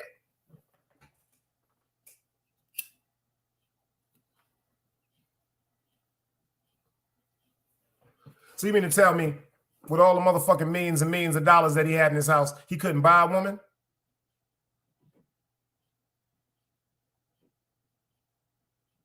You think he couldn't buy no woman? The reason why there was no woman in there because he couldn't trust no fucking body, man. He couldn't trust nobody. Remember the movie Ron? That nigga had millions and millions of dollars in the floor of his house when they kicked the door. Remember when they went through the kitchen, started digging the kitchen floor? That nigga had millions and millions of dollars. Remember what Denzel Washington said? You better take a motherfucking sip of this. That's $500 a shot. Yo, Meek, what up, girl? And I know you a girl. Stop saying that. Meek be thinking I think she a boy. Because Meek did check up on me, y'all. Meek was like, yo, Big Dice, where you at? I ain't been seeing you. I said, yo, what up, pimpin'? Just like, yo, old talk, because we from Brooklyn. She was like, nigga, I'm a boy. I'm a girl. I said, Meek, I know you a goddamn girl. But shout out to Meek. She in the building. Let me get her right now. Let me get her right. Your wrench is on there, Meek. Oh, no, Meek, I fucked up. Hold up, Meek. Let me get you back right. Don't go nowhere, Meek. Damn, I pressed the wrong fucking button. Hold on, y'all. I'm sorry. I'm sorry, y'all. Forgive me. Hold on. Give me 1 second. I can't do that. That's Meek. I pressed the wrong button, y'all. Same thing that happened with Yak the other day. Forgive me, Meek. Hold on. Give me 1 second, girl. Don't go nowhere. Do not go nowhere, girl. Do not go nowhere. Hell no, don't you go nowhere. Don't you go nowhere. Give me 1 second. I'm right here. Going in my little studio thing. My fault. My fault. Forgive me. I made a mistake. Hold on. Let me get back in here. Let me get back up in here and get her right. Hold on, y'all. Give me a second, y'all. I fucked up and went to the wrong shit. My studio. Go to my settings. Hold on, y'all. Forgive me. Give me 1 second. I can't do that right quick. Hold on. Got to go to my... I got to get Meek right. Hold on. Give me... Okay, I'm right, y'all. Hold on. Give me a second. Give me 1 second, Meek. Don't go nowhere. My fault. I pressed the wrong button. Damn. I pressed the wrong button, y'all. I pressed the wrong button. We ain't gonna do that. That's Meek. Yo, Meek, say something. Yo, Meek, do me a... Yeah, she right. Let me get her right. I'm sorry. Let me get her right. Why can't I make her a moderator? Hold on, y'all. I'm trying to make Meek a moderator. Hold on. Oh, I'm live, so it's not going to let me do it. The minute I get through Meek, I'll put it in there. Don't even worry about it. Matter of fact, hold on. Let me see if I can do it another way. That's right. Hold on, Meek. Hold on. I got you. Give me 2 seconds of the goldfish.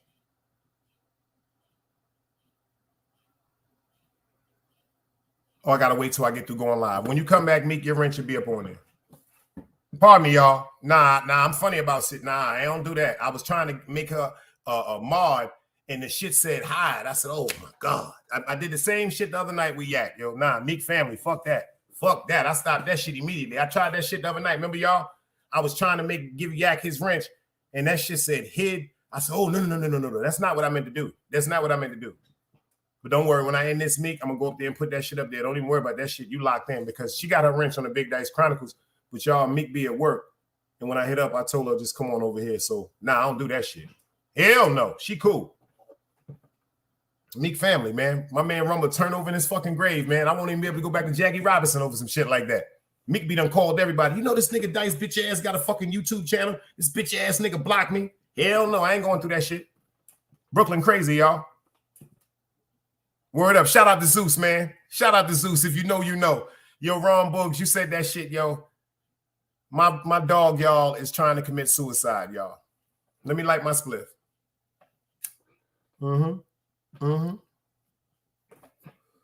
nigga is trying to commit suicide, y'all. I know it sounds like a joke, but it's the honest to God truth. My dog got arthritis in his hips. Yo, Meek, I know this shit sound like a joke, but look at me. That's on Rumble. I'm dead ass serious. I'm about to tell y'all some shit that got me so sad the other night, y'all. This word to rum. That's word to rum, Meek. That's word to rum. This shit got me so sad the other night.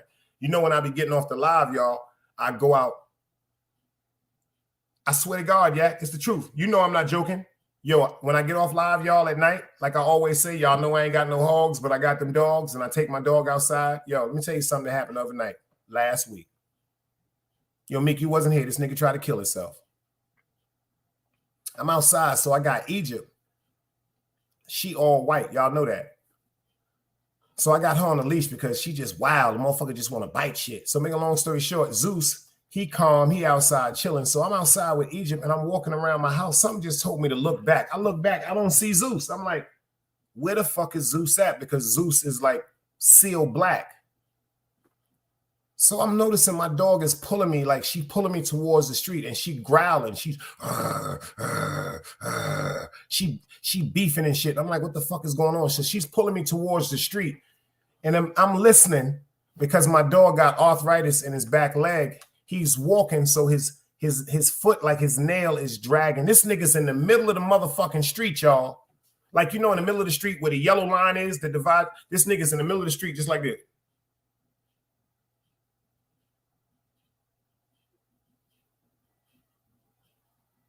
So I'll run out in the street and grab the nigga. Lo, Zeus, what the fuck are you doing in the middle of the street? Yo, I can't make this shit up, y'all. I'm not even joking right now. I'm not even joking about this shit. My dog just gave me a look in his eye. See, I've been around this dog. This dog's 16 years old. This dog survived parvo. I've had this dog. I breeded him with my friend.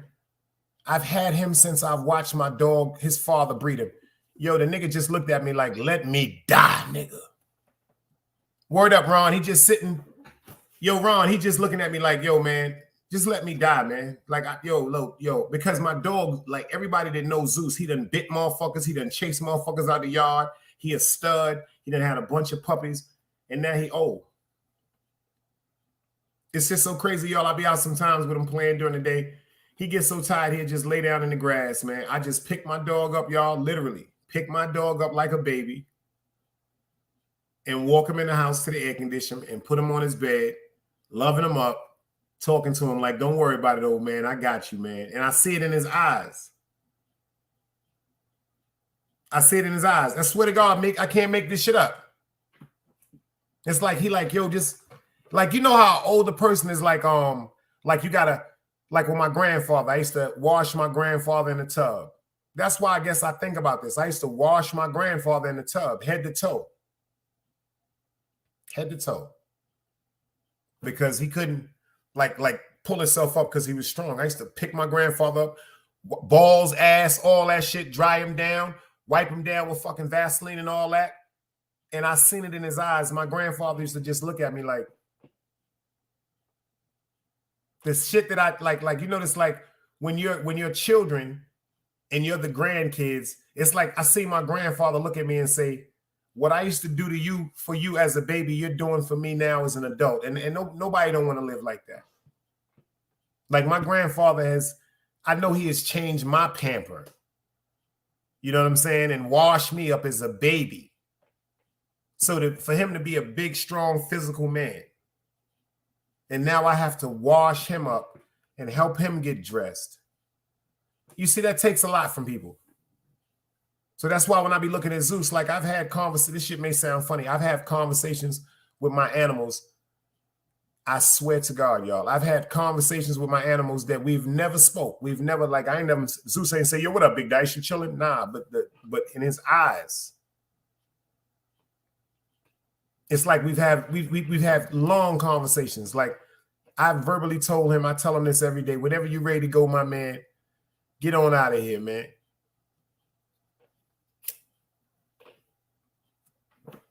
You're going to be buried right in the backyard, and I'm going to bury him in one of my champion hoodies. Whenever you're ready to get up out of here, going. Because the doctors told me 2 years ago, they was like, yo, the arthritis, because of the medication I have him for his joint and all that, they'd be like, yo, you know, maybe the best thing is put him down. I told them niggas, get the fuck away from me, put my dog on a leash, and walked out the vet. Fuck you mean put him down? Fuck you mean put him down? Like, that's the most inhumane shit that you just gonna go kill something. Nope, can't do it. Can't do it. And now it's to the fact sometimes with Zeus, true story, y'all, he could be dead asleep. I could wake up in the morning and I can go check him. He's so asleep and he's so old, he done took a shit.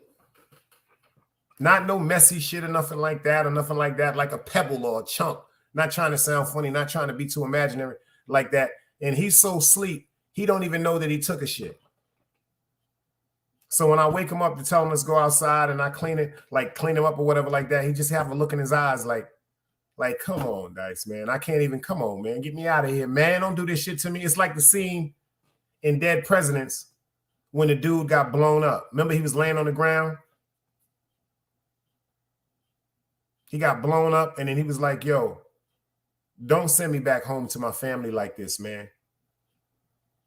He said, I'm going to be useless. And then he took the extra pack of morphine and he killed him.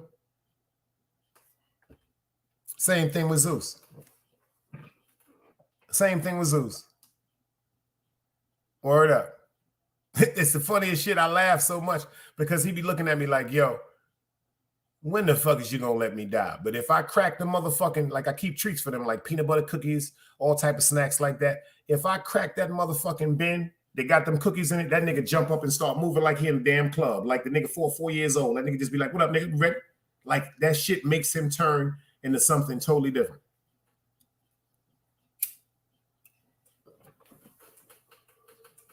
Facts. Word up. Fuck these niggas talking about Ron put my dog down. That's like saying, well, you know what? You know your mother's sick and you know your father's sick. Oh, you know your child is sick. So we're just going to kill him now. That shit sounds stupid.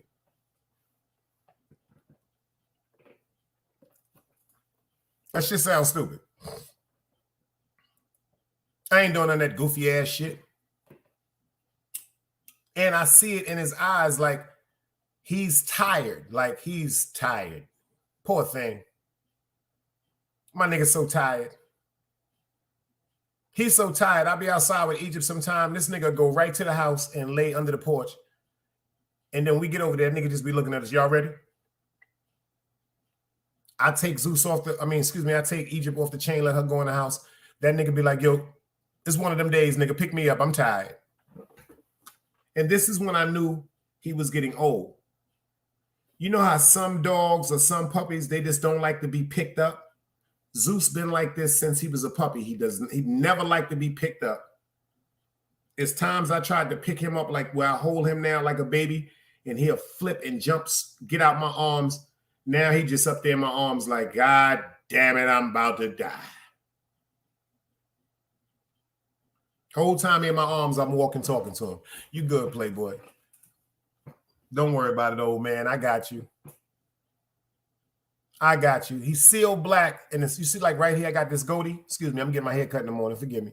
But you see how I got the goatee? He's sealed black. And the same way I have this goatee around my mouth, I'm going to put a picture of him again on the gram. He got a seal white goatee. He black, but his goatee is white. That shit is crazy.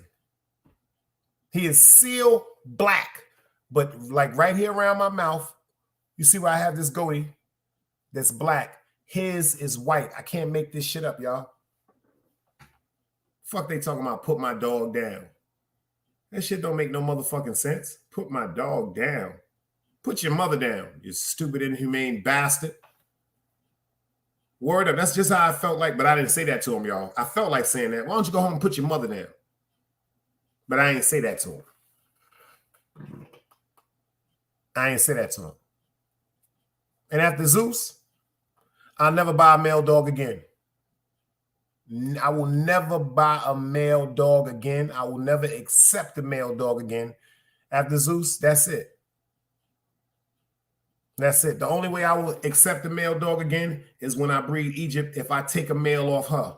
But nah, it ain't gonna never be another Zeus. Just like it ain't gonna never be another Big Dice. That's a fact.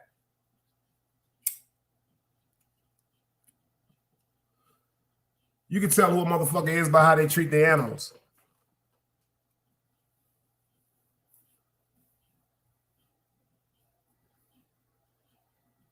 It's people that don't even care about their animals, where they wouldn't even know if their animal was dead or alive, because some motherfuckers, they so mean when they come in the house, their animals don't even come to them. You know you fucked up if you come home from a long day and your animal don't come to you because they miss you. That mean you a fucked up motherfucker. Like if you walk up in the crib, if your animal, like my pits, them niggas, if they hit the door, they hit my car, them niggas is at the door downstairs. The minute I come, they jumping. Zeus, cripple ass and all that, trying to jump, fall on. He don't give a fuck. He right there.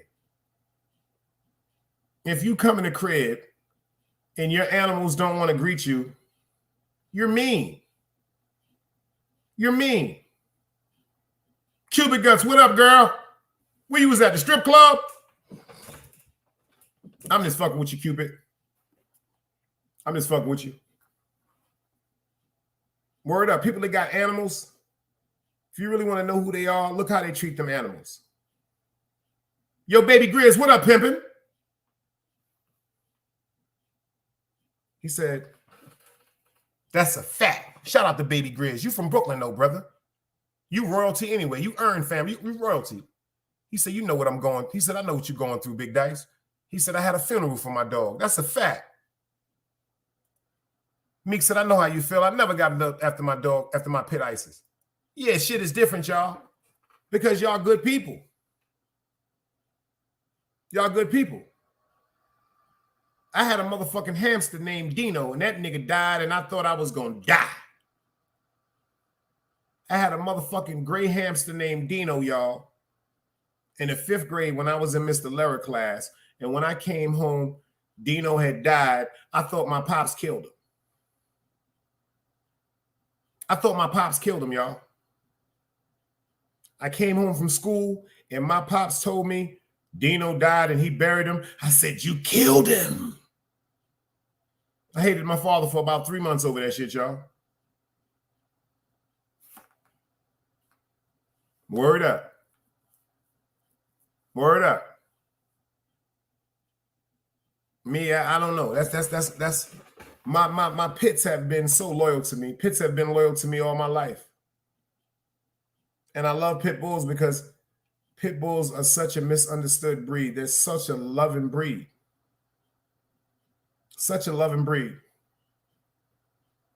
Such a loving breed, man.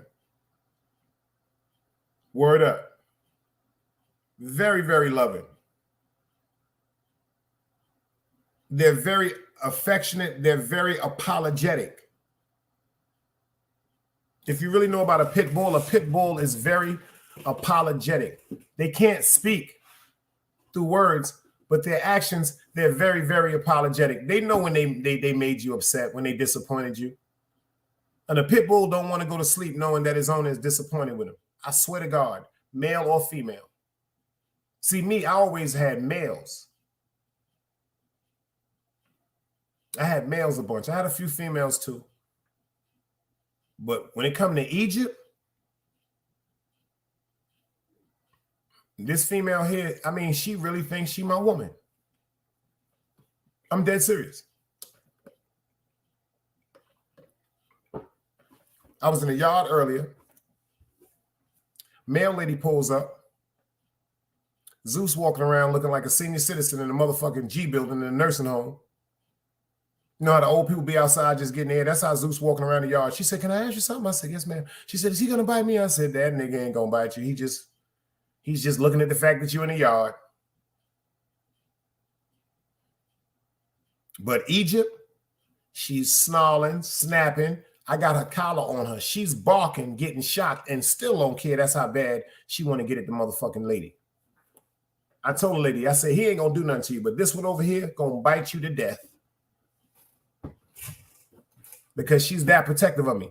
Check this out. I got a shock collar that I put on her. And I got that bitch on 5. So when she bark, that shit goes. She knows when she barks too aggressively, she's going to be shocked. But she took the pain of the shock just to alert me and to let that male lady know, I will kill you, bitch.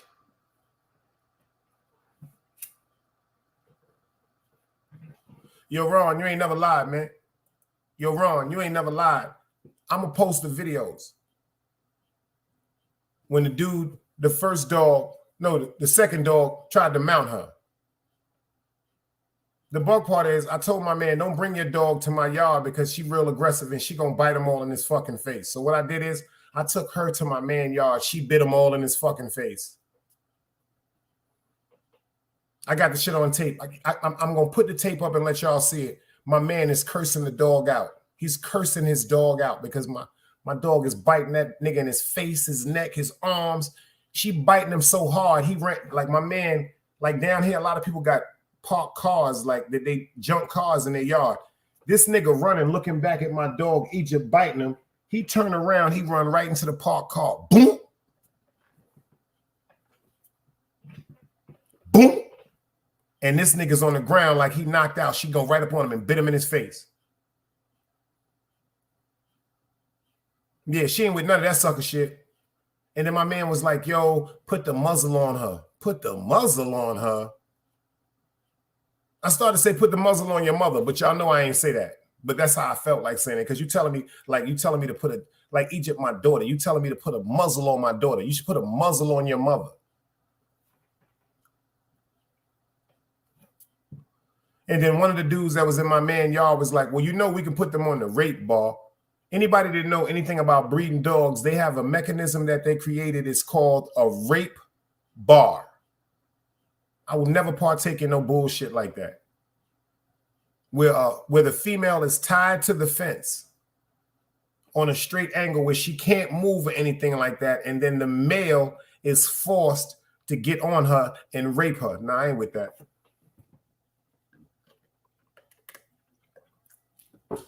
I ain't with that. I ain't with that. That's exactly what it called, y'all. I can't make this shit up. It's called a rape bar. Because it's like it's usually like a long fence with cushion and everything where they tie them up like under the stomach by the leg, under the shoulders, and by the neck, where they're just sitting there like they in restraints. And then the male dog, I ain't with none of that shit. Number one, that takes the spirit from her. And that takes the spirits from her puppies. See, a lot of y'all wonder why sometimes female pits eat the puppies, because they were conceived on rape bars. It's just like a woman, unfortunately, that is raped and is forced to have a child. Every day has to remember that this baby is created because somebody sexually assaulted her. I think about shit totally deeply, man. Like I look at, that's just not right. If you can't make that pussy, oh, excuse my language, y'all. Excuse me to the women in there. If you cannot, it's like a man. Like my mother said, if we choose to give you some pussy or give you some sex or whatever like that, it's already the choice that we made in our mind. So when we come to chill with you, don't be over aggressive, because you can turn off the person and fuck up the whole mood and make the woman leave. But my mother also told me, if a woman has already made that choice to be physical with you and she comes around you, it is your duty as a man to make her understand and feel comfortable, where she is not being forced or feel as though she is obligated to have sex with you just because she's in your presence. See, this is what my mother taught me. I don't know about what everybody else was taught. I just got to give my mother her flowers for how she taught me. And once that woman is comfortable enough in the mind, she already said that she's choosing to be with you, because my mother said once a woman meets a man, this is what my mother told me. I don't know. It's women in here now. Y'all can agree with it. Y'all can disagree with it. I'm just trying to tell you what my mother told me. My mother told me the minute that a woman meets a man, within the first 3 minutes, the first 180 seconds of her mind, if she don't see herself fucking that nigga, she'll never fuck with that nigga. That's what my mother told me. That to the women, let me see what y'all feel on that one. My mother said within the first 3 minutes, if she don't say herself fucking that nigga, she ain't gonna never fuck with that nigga.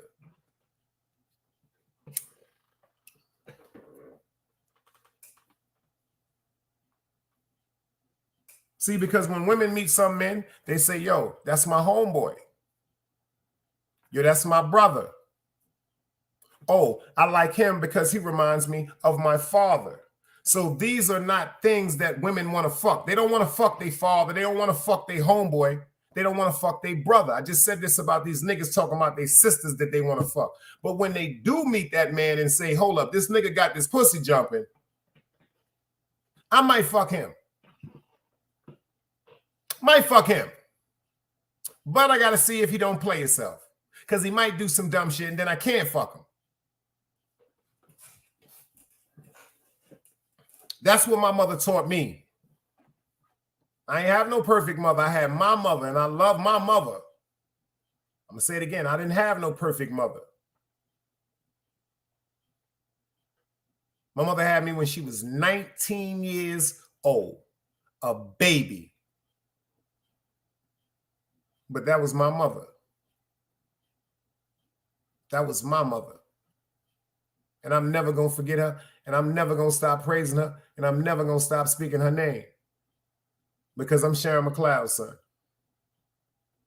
And I ain't going to let in the world, nobody that ever come around me, not even know nothing like that. See, I'm the type of motherfucker that's going to tell you who my mother name and my father is. See, you ain't got to ask me who mine is, because I'm real arrogant like that. Check this out. I come from Sharon McLeod. I done said that shit in the street all my motherfucking life. I done clapped at niggas. Nigga, you know I'm Sharon fucking McLeod's son? Like, do you know who the fuck I am? I don't know about who you are, respectfully, but I'm trying to let niggas know and establish who the fuck I am. See, that's the difference between me and a lot of these YouTubers. This is all I'm trying to do with y'all. I don't need your money. I don't need the fake shit. I don't need the drama. I don't need the fucking phony conversation. I just need you to understand I'm real. And if I fuck with you, I fuck with you. And if you fuck with me. Because if I fuck with you as my friend or my family, I'm not fucking with nobody that's violating you. I'm that fucking petty. I don't care. If you don't like my man, if you don't like my homegirl, I don't like you.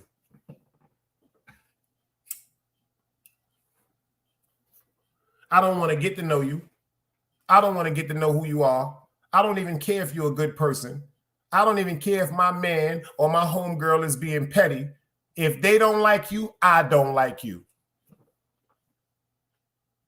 Is anybody else in here like that? Anybody else in here like that? If you don't fuck with my man, I don't fuck with you.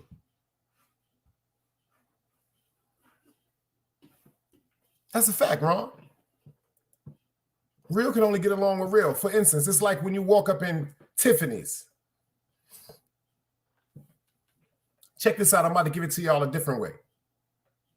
It's like when you walk up in Tiffany's. You see all the jewelry in Tiffany's. It's like when you walk up in Jacobs.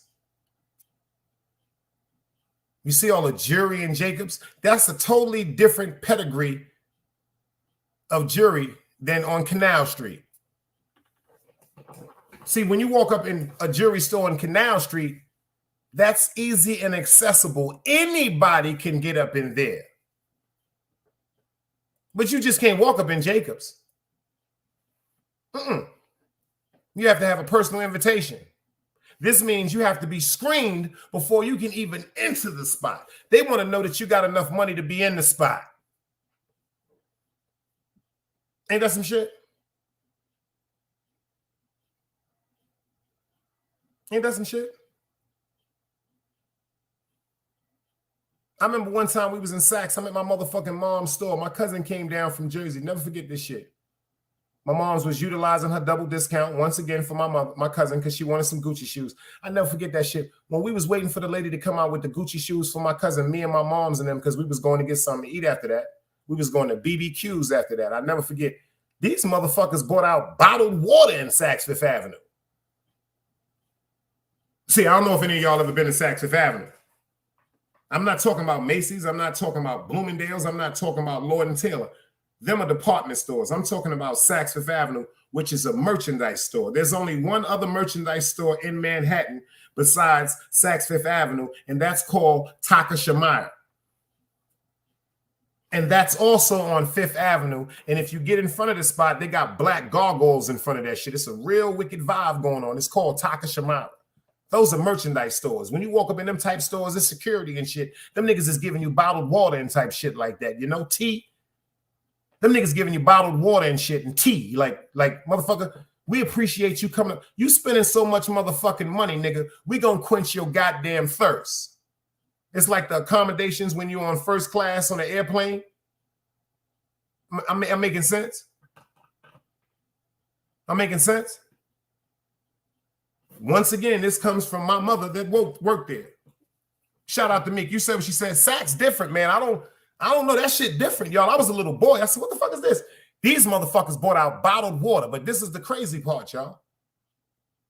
This is way before the bottled water thing was serious, when everybody got bottled water, Deer Park and all this shit. This is way before that. And them niggas had bottled water with labels that said Saks Fifth fucking Avenue. Not Saks Fifth fucking Avenue. They said Saks Fifth Avenue. Yeah, you see what Nikki said? Louis, LV, and Gucci. See, you can't be just going to regular shit. You see what Meek said? They want you to be comfortable, and they respect the fact that you are patronizing their establishment. See, it's a difference. When you spending money, that's buying a couple of pair of sneakers and a leather jacket. When you patronizing an establishment, there's hundreds and hundreds of dollars being grossed and revenued through these joints, man. It's a difference. Patronizing and spending, that's two different things. Same meaning, but two different things. See, patronizing is an appreciation on top of spending. Patronizing is a bouginess within a person. Like, I get to go here.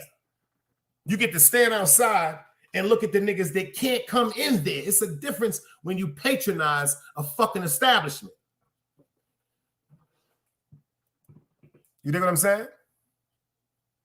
It's just like when you go to quote unquote, that's why I want to get up to New York to holler at my man Ron Boggs, when you go to an after hours joint.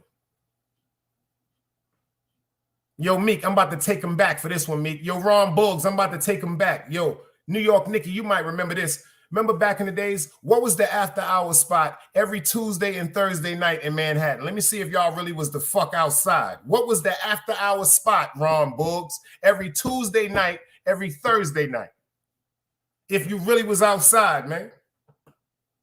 What was the after hours spot in Midtown Manhattan if you really was outside, man?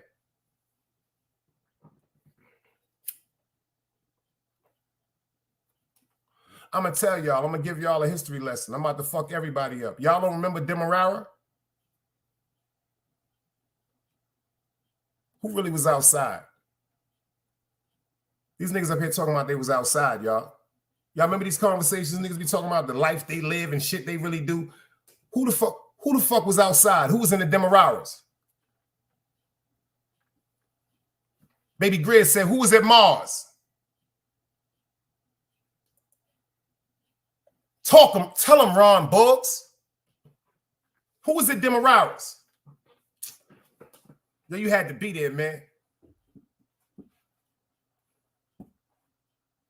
You had to be there, y'all. FTC, I see you in the building. You see what Meek said. You see what Nikki said, y'all. Demararas. That's where all the bad bitches was. See, the thing about, can I talk to y'all tonight? God damn it. See, I got a haircut in the morning, but fuck that. Can I rack with y'all tonight for a minute? Can I rap with y'all for tonight for a minute? FTC just pulled up, so let's rap. I ain't seen me. She checked on me, so we gonna rock tonight. I ain't got no curfew. Let me tell y'all something about Demerara. Come on, man. Why? We got to talk tonight. They always saying I'm disrespecting women, right? Dice always bashing women, so I guess this is considered bashing women too. First of all, it was a different type of woman that went to Demerara. This wasn't no regular bitch spot. These was the women that was working in Manhattan. They was either in the banks, they was working in Macy's, they was working in Banana Republic, they was working in the Gap, they was working in Benetton, they was working in Bloomingdale's, they was working in Lord & Taylor's, they was working in printing firms. These are the type of women that used to be in Demerara.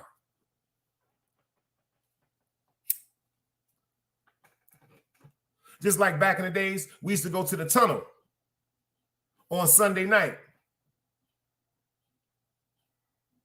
Demerara's crowd and the tunnel crowd is two different things.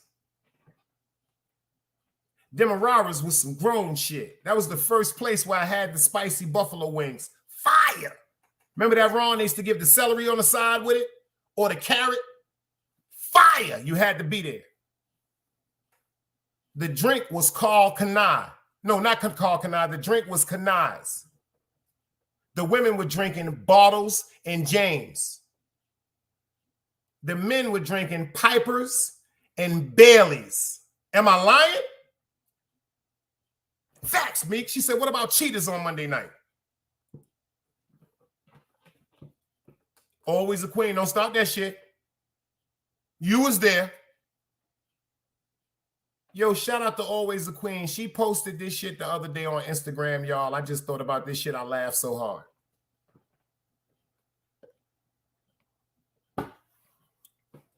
And the drink that they used to sell at the tunnel, see, I really was outside. It was a $5 drink. It was called a kamikaze. I'm lying? The drink that they sold in the tunnel was the kamikaze. That shit used to come in a gallon of water bottles. The water bottles, the milk bottles. Remember that shit? The gallon of milk jugs, that shit used to be called kamikaze, $5 shots.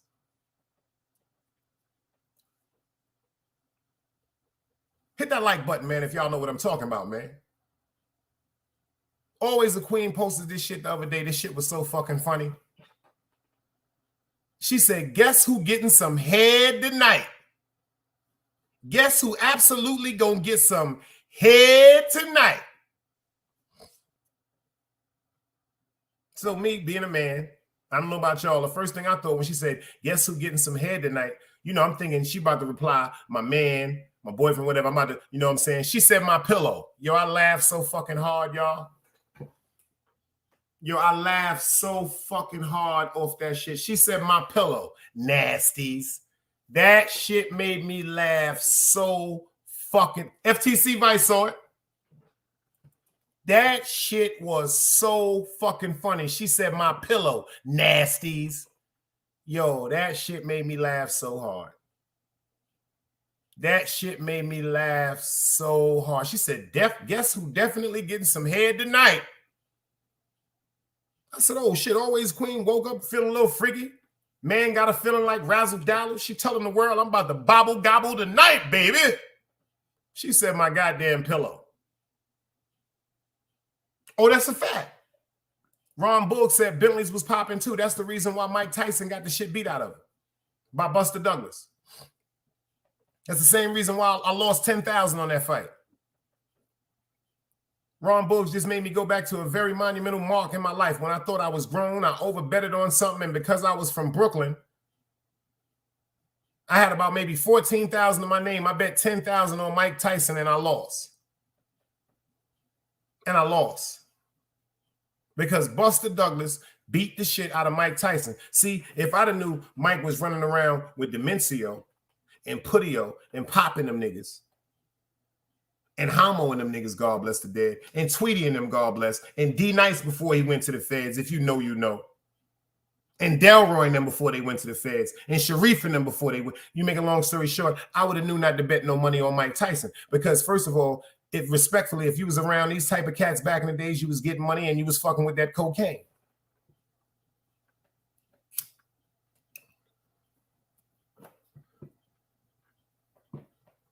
And if you was fucking with the cocaine, and if you was in Bentleys, you was around the women, so that means you was fucking.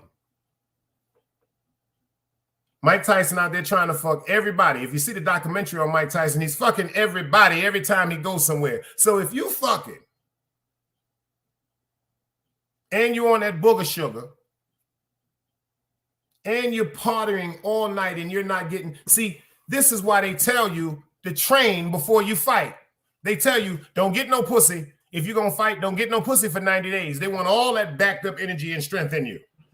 Don't jerk off. Don't fuck nobody. Rest in peace to Red. Rest in peace to Pretty Boy Red. If you know, you know. One of the Evelyn boys.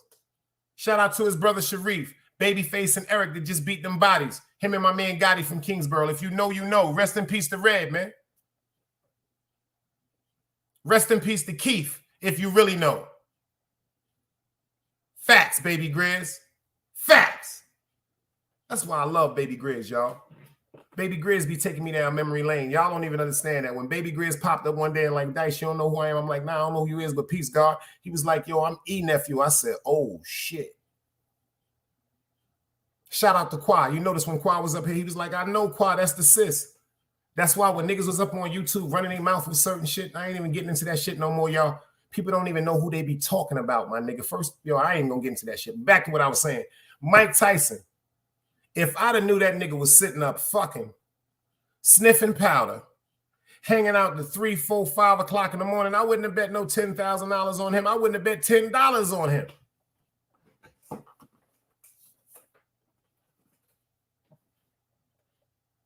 I wouldn't have bet $10 on him.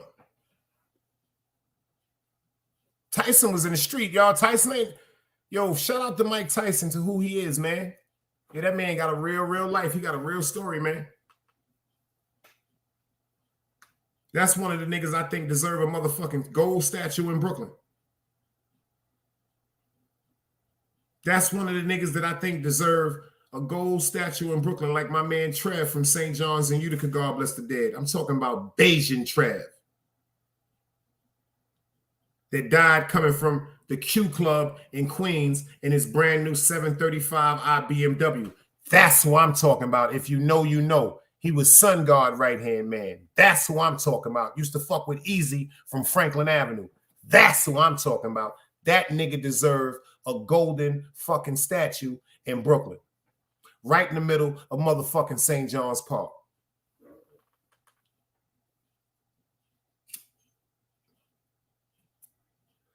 Yo, Grizz, you can understand what I be telling people.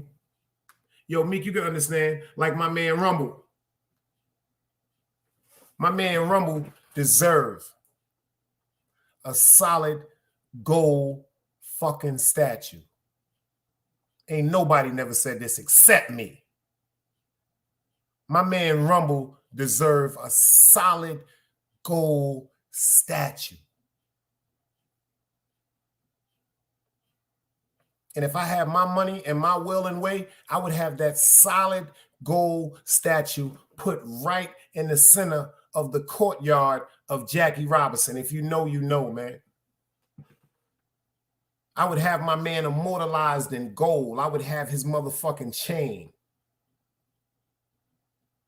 I would have his 4.4 Magnum in his hand. I would have that shit immortalized in gold with big diamond motherfucking rims. I would have my man standing so illuminated in the middle of Jackie Robinson where he would have looked, where if it was the sun, just like the concept of the pyramids of the gap of life, where every time the sun touched my man, he would just radiate the whole inside of Jackie Robinson.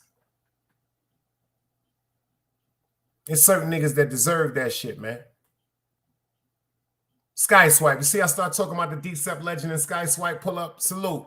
It's certain niggas that deserve that shit, man. It's certain niggas that deserve that shit, man.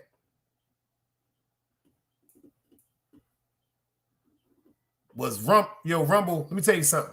Rumble was beyond DCEP, man. Rumble was DCEP. Rumble was beyond DCEP, man. That's all I can say, man. Rumble was beyond decent, man. Besides the fact, rest in peace to Megatron. Rest in peace to my man Bear. Shout out to Hook Off. Shout out to CBS. Shout out to Big Dello. Rumble was you can't even say Decepticon. You can't say nothing like that without, if you say Decepticon and you don't see Rumble, you can't be Decepticon. You can't know nothing about us. That's how powerful he was, Ron.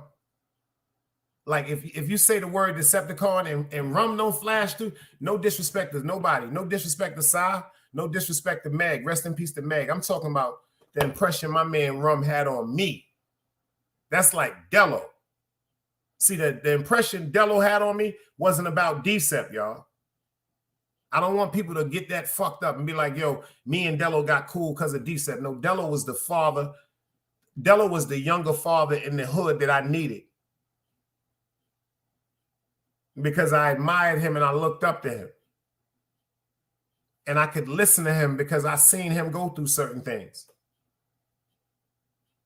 That had nothing to do with DCEP. He just happened to be a powerful member of DCEP. That had nothing to do with DCEP. But me and Rumble now. Dunbars, I see you in the building. Me and Rumble, our relationship was because Dello introduced me to Rumble at a DCEP party. But when Dello introduced me to Rumble, Dello didn't introduce me to Rumble as a Decepticon. Dello introduced me to Rumble as his brother. So when I met Rumble that day, Rumble was my brother. I'm always honor him and love him for DCEP. But Rumble, see, a lot of people can't say this. Rumble was my brother. Rumble used to walk straight down Prospect to my house. Rumble was with me when I took my uncle to Ready, Willing, and Able on Nostrand Avenue, on Gates Avenue. Now, Rumble was my brother. Rumble is the person that made me stop being so ignorant and bullheaded when I turned my back on my uncle because my mother died and I refused to take care of a grown man because of his dependencies. That was Rumble. That was my brother. They ain't have nothing to do with DCEP. That was my brother. That's always going to be my brother. Rum told me, he was like, yo, baby, yo, you can't be doing that shit. Ice water, you can't do that to ice water, baby. You can't do that to ice water, baby. I didn't know that was your uncle, baby. He was like, yo, Dice, you all he got. He said, your mom's gone, your grandmother gone. Come on, man, don't do that to him, man. Don't do that to him, baby. Don't do that to him, Dice. You all he got, baby. That's who Rumble was to me. All jokes aside, that was my brother. That's always going to be my brother. It's some DCEP niggas I don't even like, y'all. Respectfully. But they my brothers, but they'll never be Rumble. They'll never be Rumble. It was only one Rumble. It's only going to be one Rumble. There's a baby Rumble. There's a Rumble twin. Yeah. There's a baby Rumble and there's a Rumble twin. And Little Rumble, God bless the dead, he got killed from Kingsborough, but nah, it's only one Rumble, y'all.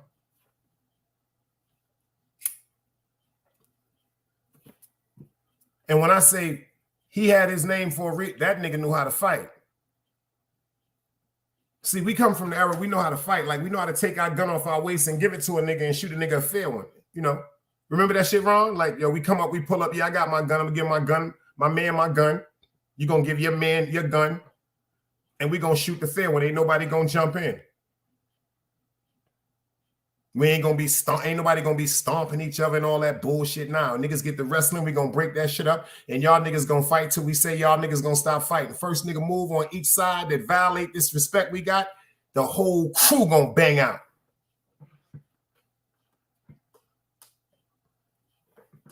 But what real niggas do, the whole crew don't need to be banging out over two niggas going through something that's a misunderstanding. We respect each other enough. Let's get this shit off our motherfucking chest. Because, you know, sometimes feathers get ruffled. Let's hug. Let's love each other and respect this shit and hope it don't never happen again. But if one of you niggas move, all my niggas gonna move. Just like I know if one of us move, all y'all niggas gonna move. See, that's a real respect the real niggas got with each other. See, fake niggas can't be around real niggas because fake niggas do shit that make real niggas react. Ain't nothing wrong with a fair one. Sometimes feathers get ruffled.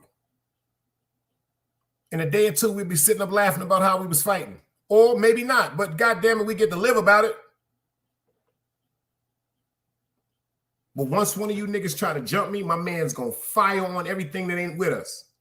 And it's supposed to be the same thing on your side. Once one of my mans try to jump you, your people's supposed to fire on everything on us, because if we gangsters and we moving accordingly and we got a problem, this the way we supposed to handle that shit. Niggas shouldn't have to die over two niggas going through something. Fuck, a bunch of niggas got to die over two niggas that had a misunderstanding. Because first of all, if you understand something, the two niggas that got the misunderstanding, they never had problems with each other. They had a misunderstanding. That's the problem. The problem is the misunderstanding. It was never with one another. It just seems like the problem arose through two in particular people, and it has to be addressed.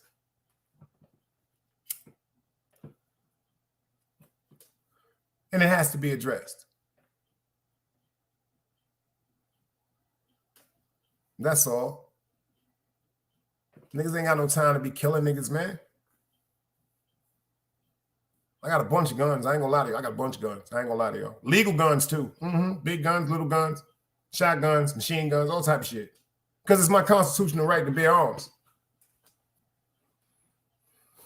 That's my constitutional right.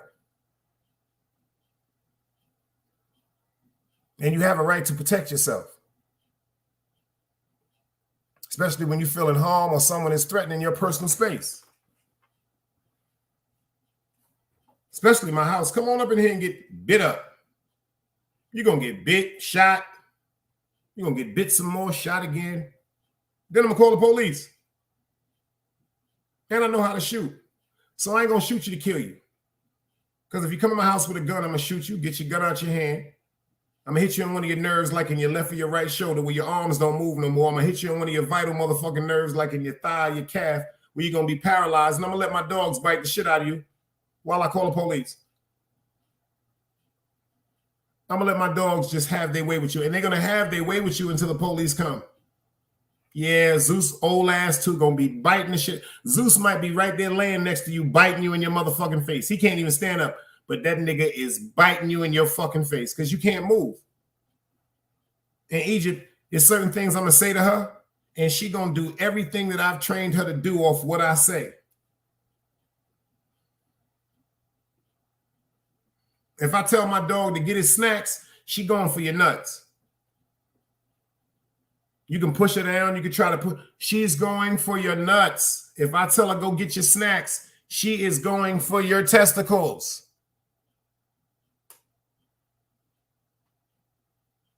And she's a very stubborn dog. She don't listen to me. This dog don't even like butterflies. You ever seen a dog try to bite a butterfly? That's who Egypt is. That's why she got a shock collar. I'm dead serious. This motherfucker, we outside one day, a butterfly, beautiful little butterfly. Butterfly ain't bothering nobody. Beautiful butterfly. Butterfly coming around just, hey, how y'all doing? I'm chilling. I'm a butterfly. Beautiful day out here. The sun is shining. Beautiful butterfly. Beautiful butterfly. Just, hey, how you doing? It's like I'm hearing the butterfly speak to me. Sometimes I be feeling like Dr. Doolittle, y'all. I've always felt like Dr. Doolittle when it comes to animals. I don't give a fuck if you laugh at me. It's just honest to God truth. I just love animals. I hear the butterfly saying to me, hey, Big Dice, how you doing? Beautiful day. The sun is out. I'm glad it's not raining. Look how much I've grown. I was just a caterpillar a few months ago. Look at my wings. I'm free. Like when a caterpillar, I think when a caterpillar dies and gets the wings and goes in there, they come back as an angel. That's my version of it. This bitch is trying to bite the motherfucker. This bitch motherfucker, this Egypt trying to, this motherfucker's, she gonna break her teeth trying to bite a butterfly.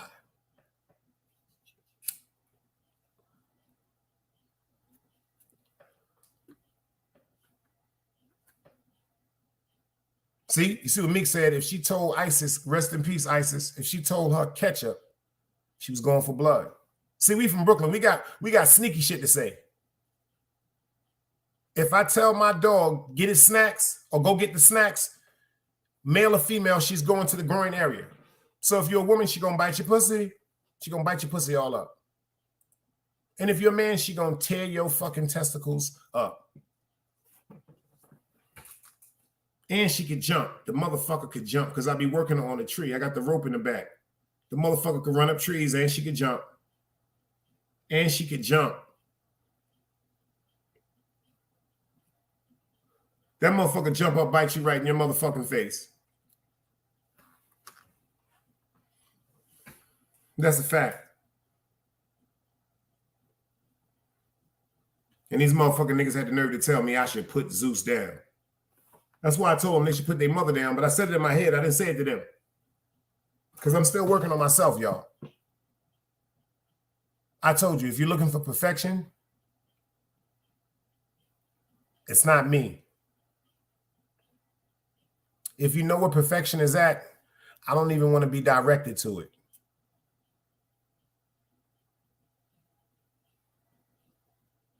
Because to me, perfection is fake. I've never seen Michael Jordan hit every shot.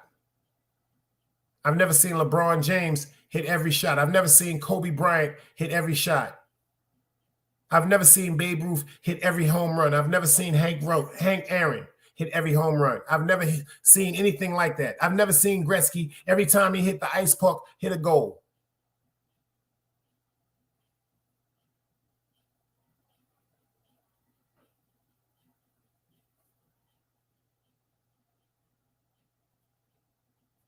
So I don't really believe in perfect, y'all.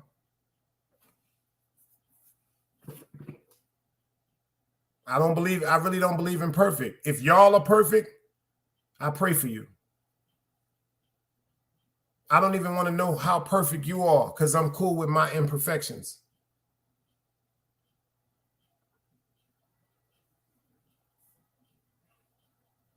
Perfect. Motherfuckers is living their life like porn stars. That's the only way I can think about it. You notice when you watch a porn star, these motherfuckers is just fucking women for hours and hours and hours and hours and hours and hours and hours and hours and hours and hours and hours and hours and hours and hours and hours. But they don't show you that a lot of them scenes are edited.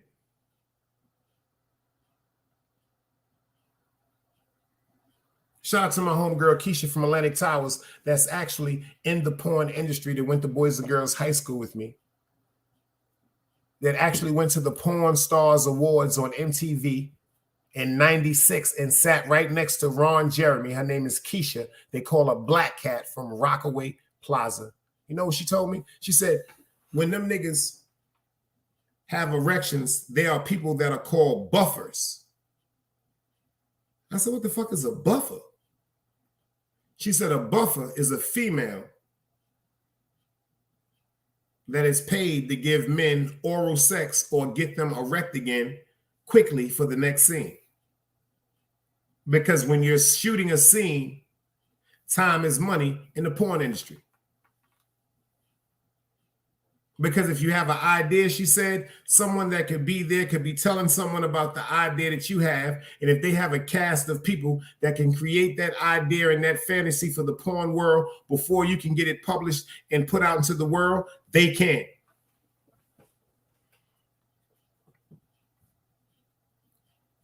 So don't think them niggas dick be hard for 3 and 4 months. No, that's not true.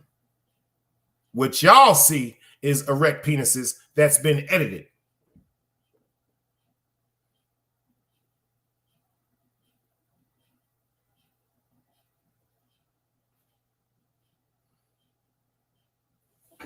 Just like when they have movies, they got these things called bloopers. Parts that they take out, the movie bloopers. You know, the part that they fucked up with that they just play every now and then to make you laugh. They got porn bloopers too.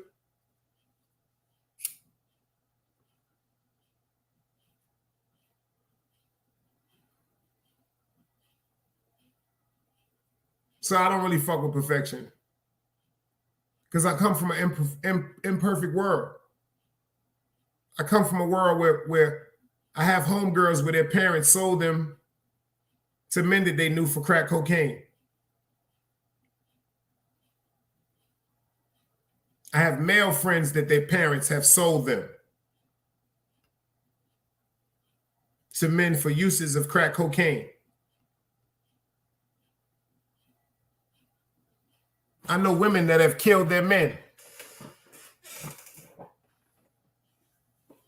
My homegirl, Meaty, she made the papers. She was a home attendant from Albany Projects. And she wound up horrifically killing a Haitian woman over her money. And now my homegirl, Meaty, is in jail for 39 years going crazy.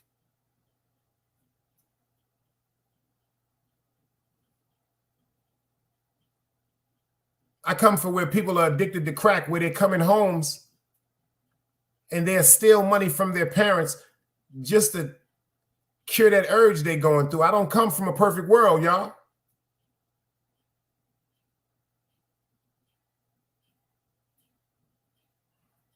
I come from a world where friends that I grew up with, we all went to St. John's Park. We all went to Betsy Head Pool. We all played basketball together. We all went to 42nd Street together on Easter. We all went to the movies. We all went shopping together for the first day of school. And then years later, friends that killed friends. I come from an era where niggas have killed people that they grew up with and went to the funeral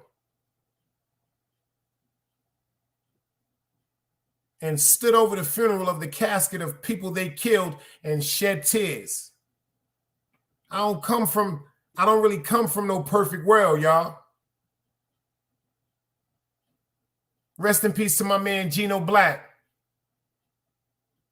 My man Ja, little brother from Jackie Robinson. I come from a world where young dudes is trying to get a better way of life. Rest in peace to my man Troy from Jackie Robinson. I come from where young dudes is trying to get a better life. So what they doing? They leaving towns and they go into other towns trying to capitalize and strategize and make money for better ways because they tired of struggling and they dead.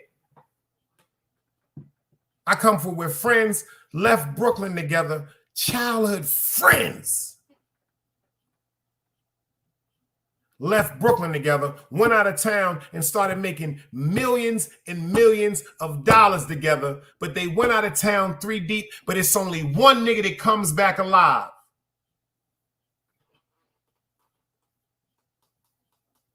We got my man Davin up in the building in Legal Guap. Am I lying, Ron?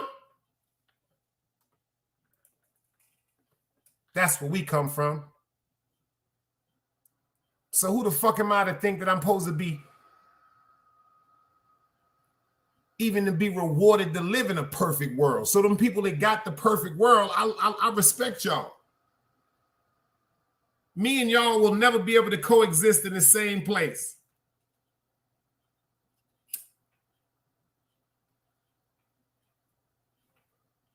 Because I will never understand your purity and you'll never understand my pain. See, a lot of people grew up with all their friends and all their friends still alive. A lot of people ain't never had a friend kill a friend. And you can't say nothing the fuck about it, Ron.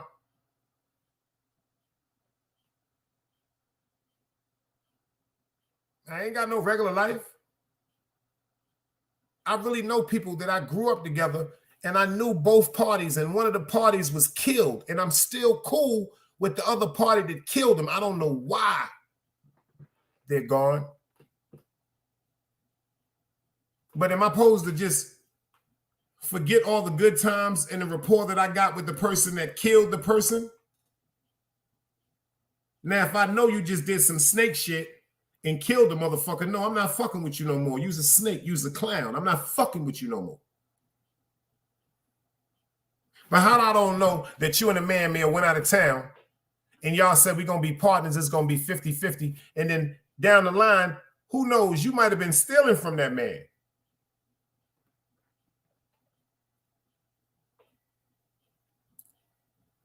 Who knows, you might have tried to fuck that man girl. Who knows, you might have sold that man some bad work. That man could have gave you some money to go get some work, and you could have ironically told him you was going to get some money to go get some work, but you took all that money he had and put to some money you had, and you went and bought some firework, and then you gave him some garbage, and then you give him the face like you got garbage too, but you got fire, but you can't get the money back because the dude is gone. Who knows if you did that to a nigga, and that made a nigga want to blow your fucking brains out? Because when you take from me, you take from my family.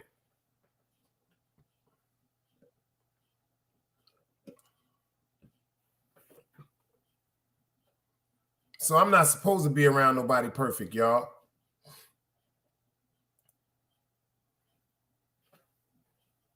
I'm going to keep it funky with you. I don't even want to look and see somebody that has a perfect life because I don't possess that spirit of jealousy. And that might make me jealous. That might make me jealous because that might make me start asking God, well, what made you favor them over me? Where their life is so fucking perfect and mine is so imperfect. Peace, sister. Assalamu alaikum, sister. I see you in the building. So that's why I know I can't be around nothing perfect. I don't think I'll even know how to handle something perfect.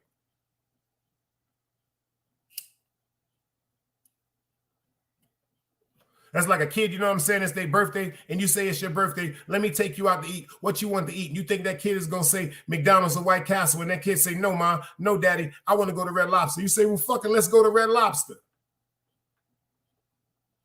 Then when that kid get the Red Lobster, you be like, what you want? And that kid be like, well, you know what, Mommy and Daddy, I want the ultimate feast.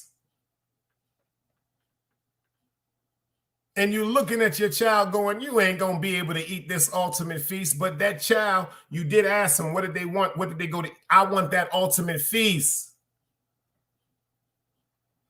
Then after about some French fries is eaten and a piece of lobster, them children are full. They don't even know how to accept that oversized ultimate platter of feast. They just know what they wanted. See, I don't know if I could accept something perfect. Because if something perfect was to come around me, my imperfections are such at a high, I may destroy them. And I'm not selfish like that. I may be so fucked up that I may destroy someone that's perfect. I can't do that to nobody, man. Am I making any sense, y'all? Am I making any sense?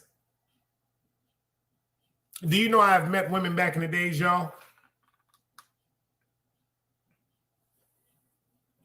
that after 2 conversations, I told myself, Dice, you can't fuck with her.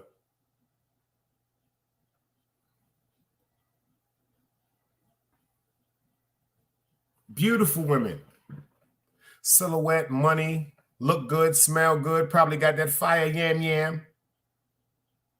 But I knew in my heart, the person that I was back then, the things that I was involved with, and the company that these women kept, and the family that these women loved, and the family that loved these women, I knew that I was not supposed to ruin their lives. Would I have respected them? Yes. Would I have loved them? Yes. But I would have only respected them and loved them to the degree of respect and love that I overstood back then as a child. That's not the degree of respect and love I have in my heart and overstand now as a man.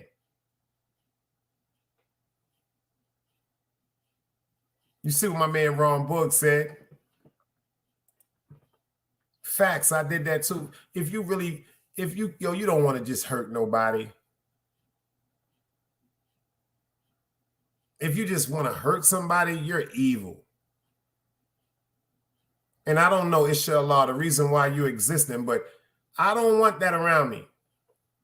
Everybody has a purpose. Everybody has a truth. Everybody has a gift. But some people bury that truth, that purpose, and that gift so dark, so far away that it's untraceable. It's out of reach.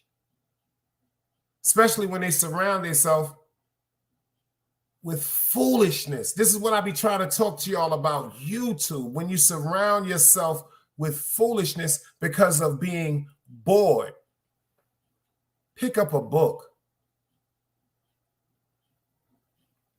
Pick up a book.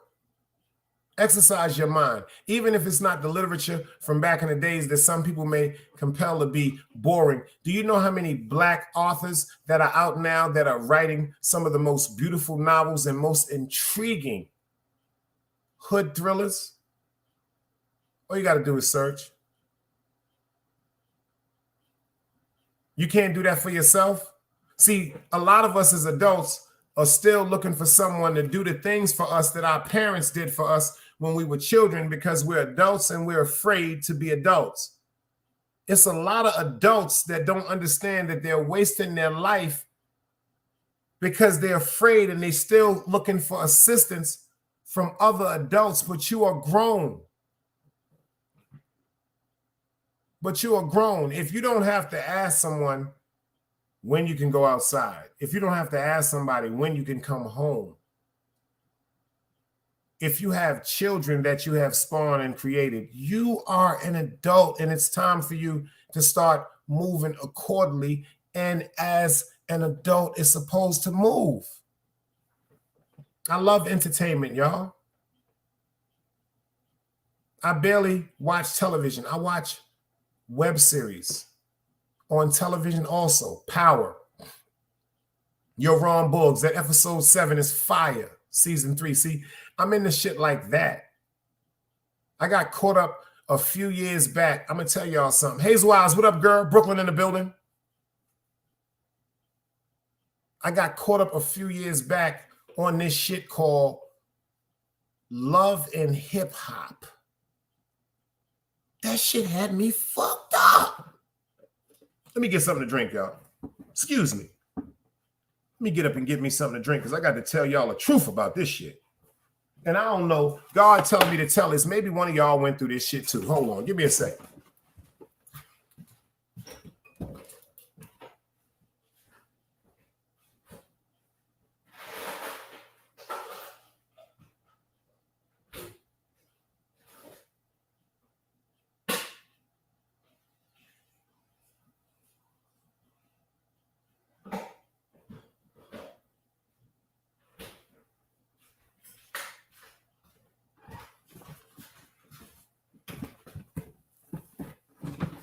Excuse me, y'all. I'm back. Forgive me.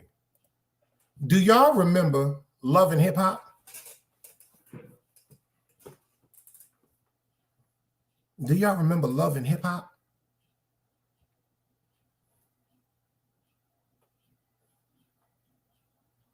Do y'all remember Love and Hip Hop?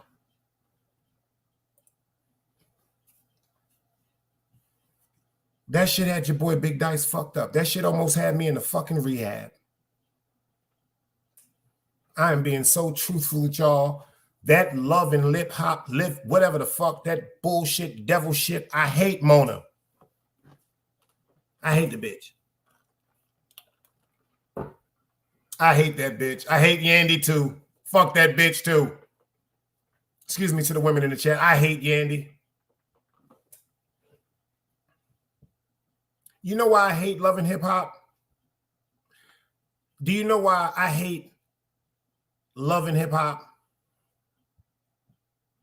I stopped watching television because everything was made on TV with the narrative to either make you go a certain way, debate about something that's on television, or just don't have a belief in anything at all. So what I started doing, I started trying to go get reality life TV. Yo, Ron, I hate Mona Scott. I hate that big head bitch. I hate her just like the woman that used to run BET back in the days.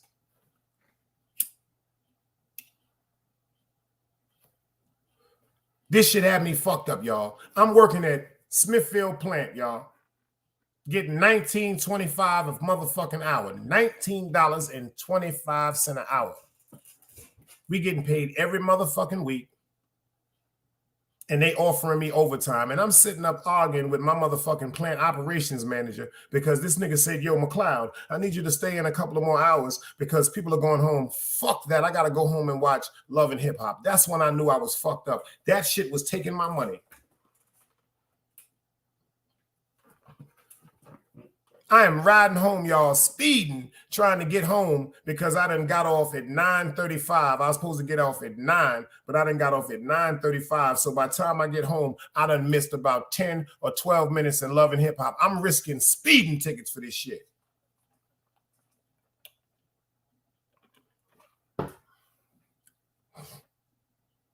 And y'all know what I did one day?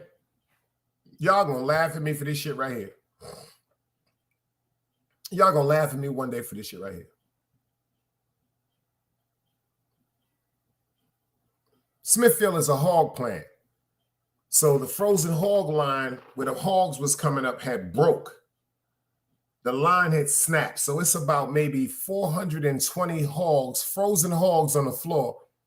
And I'm off. I'm about to walk and go clock the fuck out, and then the motherfucking supervisor gonna walk up and talk about, yo, I need you to stay until these hogs get up. I'm like, what you need me to stay for until these hogs get up? Because if it's about 400 frozen hogs on the floor, this is what we got to do. We have to go get plastic combos. We have to set them up. We have to line them up with oversized bag. Combos are like big ass rectangular garbage bags. So we have to snap them together. Then we have to get these industry bags, load them in. We have to tape them up. Then we have to pick up these hogs with hooks one by one and throw them shit. I said, what the fuck that got to do with me, my nigga? I don't know if you noticed, I'm walking towards where I'm supposed to swipe out, like, bye, get out of here. So he said, I'm going to need you to go help them with them hogs. I said, I'm going to need you to understand that's not part of my job description. Yeah, I get real technical with shit. I keep telling y'all, my mom's used to give me dictionaries from, that is not part of my job description. You know what this nigga did? I got to breathe for this shit. I'm getting mad right now. Yeah, Ron, I'm trying to go check Love and Hip Hop, nigga. It's about 9:37. Yep, that's the hog plant in North Carolina, Hazel Eyes. That's a fact. Yo, let me tell y'all something. Are y'all ready for this shit? This bitch ass nigga sent me the human resources. I said, yo, my nigga, I'm about to clock out. He said, first of all, you haven't clocked out yet, so you're still on Smithfield time, and all the time that you are here, you will be paid for. Meet me in human resources.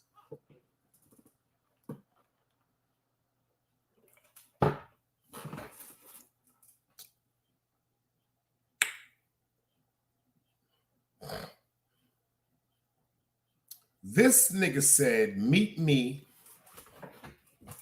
in human resources. Check this out. He told a nigga that did some of the most craziest things from Utica Avenue. I went to PS 167, 191, IS 390, Boys and Girls High School. He told a nigga like me to go to human resources when I'm on the way to clock out. I'm on the way to clock out. I'm going to give in my robe, my smock. I'm going to wipe off my boots at the water holes. I'm ready to go home. That nigga said, meet me in human resources. So check this out, y'all.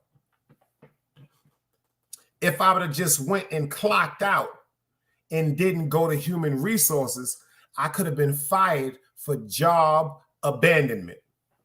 The reason why I know this about the pamphlet and the books is because I was the #1 steward in the union at Smithfield. So this is another reason why I was targeted. Number one, the supervisors didn't like me because I worked for the union.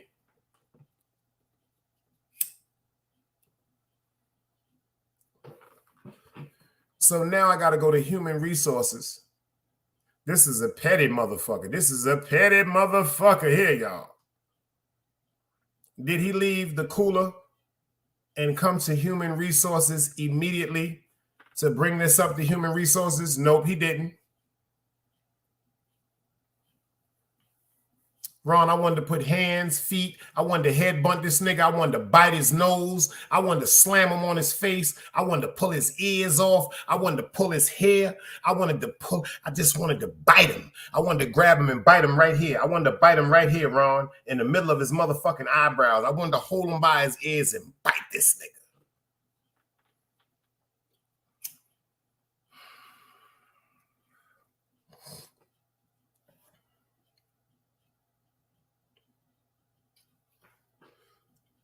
Y'all ain't gonna believe this shit I'm about to tell y'all. Y'all ain't gonna believe this shit I'm about to tell y'all. I'm sitting in human resources in the front. Listen to me, y'all. I'm so mad, I'm about to cry. I'm about to cry like when Cochise died in Cooley High, man. Because I'm looking at my watch, and my watch is saying 9:51. And I know it's going to take me at least 20 minutes, 23 minutes to get home. So I said, by the time I get home, it's going to be 10:30 if he come now. I'm in this motherfucker about to bite my hands off because of loving hip hop.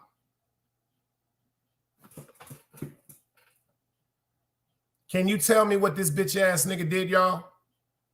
Can anybody figure out what this nigga did?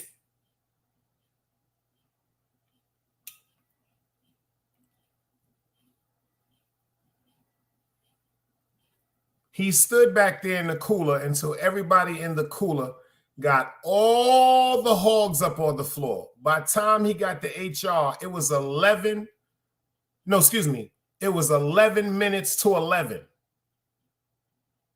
It was 11 minutes to 11, 10:49 p.m. Yo, check this out. I can't make this shit up. Yo, I know you laughing, Truth Lady, because I'm telling you, I wanted to, let me tell you something. You know what I wanted to do to him?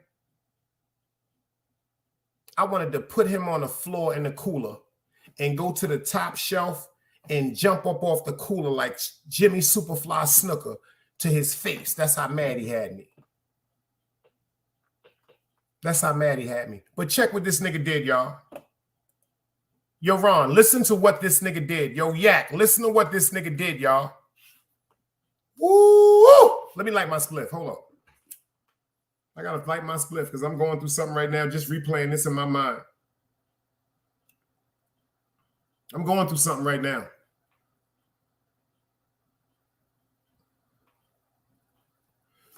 This nigga comes in human resources, y'all.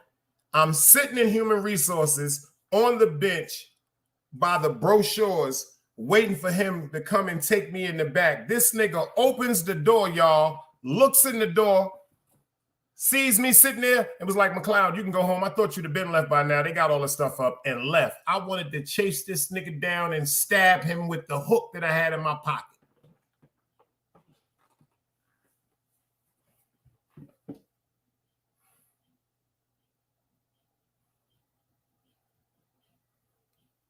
I'm ready to go in human resources and annihilate this nigga with my verbal assault and tear his ass up through this motherfucking book because it's not part of my job description. I have a job title, and after my job is finished, I have the right to clock out because that is a union law. This nigga looks and says, I thought you would have been left by now. You can go ahead and clock out, though. They got him up. Have a good night. I wanted to murder this nigga.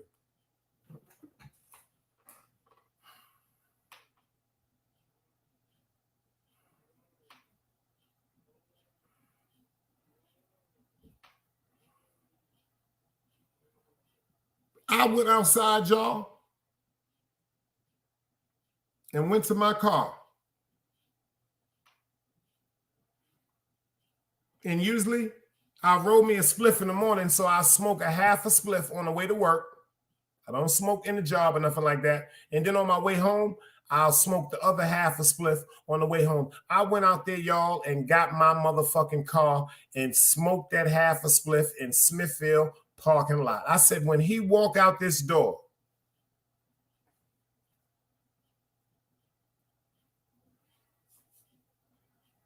I'm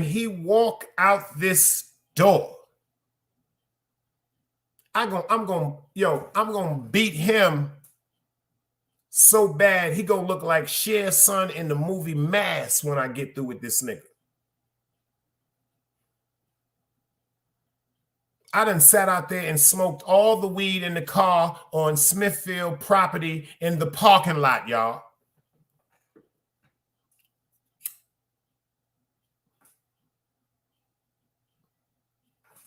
See, I said, because this nigga here was playing with me now. This nigga was playing with my whole existence as a man. Like you just said to me, fuck you, pussy, because I have a higher position on the chain.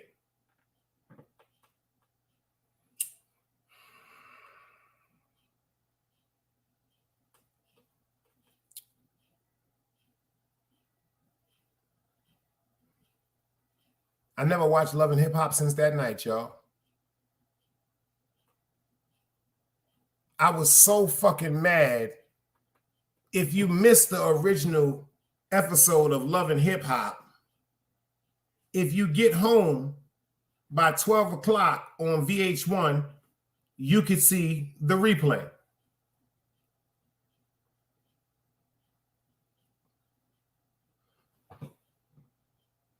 I get home, y'all, and cut my TV on. Guess what's coming on, y'all? The replay of Love and Hip Hop. I cut the TV off and went to sleep. I never watched Love and Hip Hop again.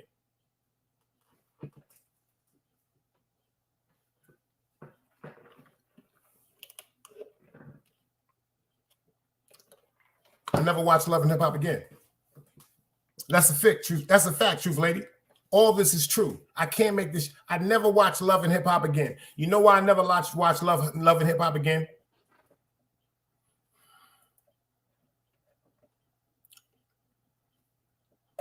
Like something I try to tell some of y'all on YouTube.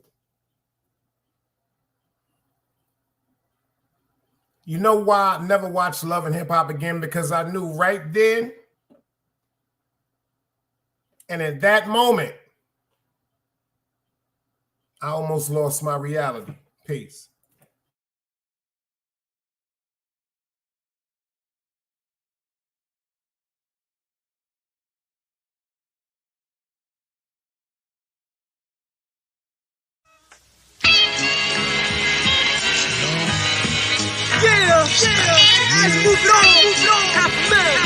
He's very talented. And I think that we should combine with him. His God fear will help us shine. Federal Breck Night, drag race limo lands through red lights. Mad faces become slash faces pulling gas stations. Money clips filled with Franklins, money green Wally's thinking. Crackheads washing my windows, I'm rolling Indo. Plus rolling Indo, it never endo. Bitches in the ride playing Nintendo. Internet inside the headrest. I used to be possessed by stress, now I'm in the text. Why you still frontin' with text? Getting bent off your Wiz welfare check. Petty burglar, confetti herbia. You ain't a player, you's a car thief. Yellow teeth, shit breath, paper chasing. In this race, niggas like you will get left. Facing death, your last breath was on a project step. Half step, niggas sleep, I never slept. Shit is deep, quiet is kept. Niggas speak, trying to test my click thick like lining in your vest. Peep the Wild West, style I finesse. Mad laws like to profess, I don't fess. Mad guards like the tribe of Koresh. You can't do me wrong. God write rhymes in cuneiform. Why you blind niggas mistake the sun for the moon? 500,000, shine like star, blow like arm, so controller of the universe. Arm, leg, arm, head. Bomb your progress, I progress on a conquest. Who want test Elliot Ness? I blow spots like David Koresh. My young thugs rock flavors of guns and bust big guns. Calico spitting out of black hoofies with V12 engines. POLO suit, new Air Jordans, ice rain change. Much loot, never caught in the truth. Trapped in the square, atmosphere, pretty thug in your club. If you shit whack, we pull the plug. If you act fat, we crack the style bottles over your head. Whip your ass like you spoke to the feds. You wet though. Petro, Heckle and Jekyll, my tech blow. Gun clap, niggas feet tap like step shows. I flex low. In the expo, on the phone with Esco. Firm lounge with a cess grow. Burn towns down, AZ collect dough. Round the world espresso, $500,000. Gold cup, fresh glow. Bitches go nuts when we roll up. We don't front, we rolled up. We pulling off, bitches screaming out, please hold up. These roll up, trees blown up. We got warrants for all the MCs blown up. Cop sergeants hard as hard and Jake's ease on up. Partners while we get these G's on up. It's the gardeners that makes us marvelous. To break us, it's harder cuz. Illest shit done started up. 500,000 dicks hard enough to keep your bitch flint charged up. She lick dick to the guard bus. Play a bitch and spit cards up. Stunts fuck on confronts, Versace pumps. She know Foxy, nature count the Cuban Rocky. Shooting by me in the fly-V with 2 mommies. Thumping Mary, you remind me. Then my man behind me in the 5V. Drive beside me, told my thumb pardon me. Peace God, how will I be? You know, that's enough. Enough said. Greed, lust, hate, and envy will destroy us. 500,000 will be our speaker. Enough said.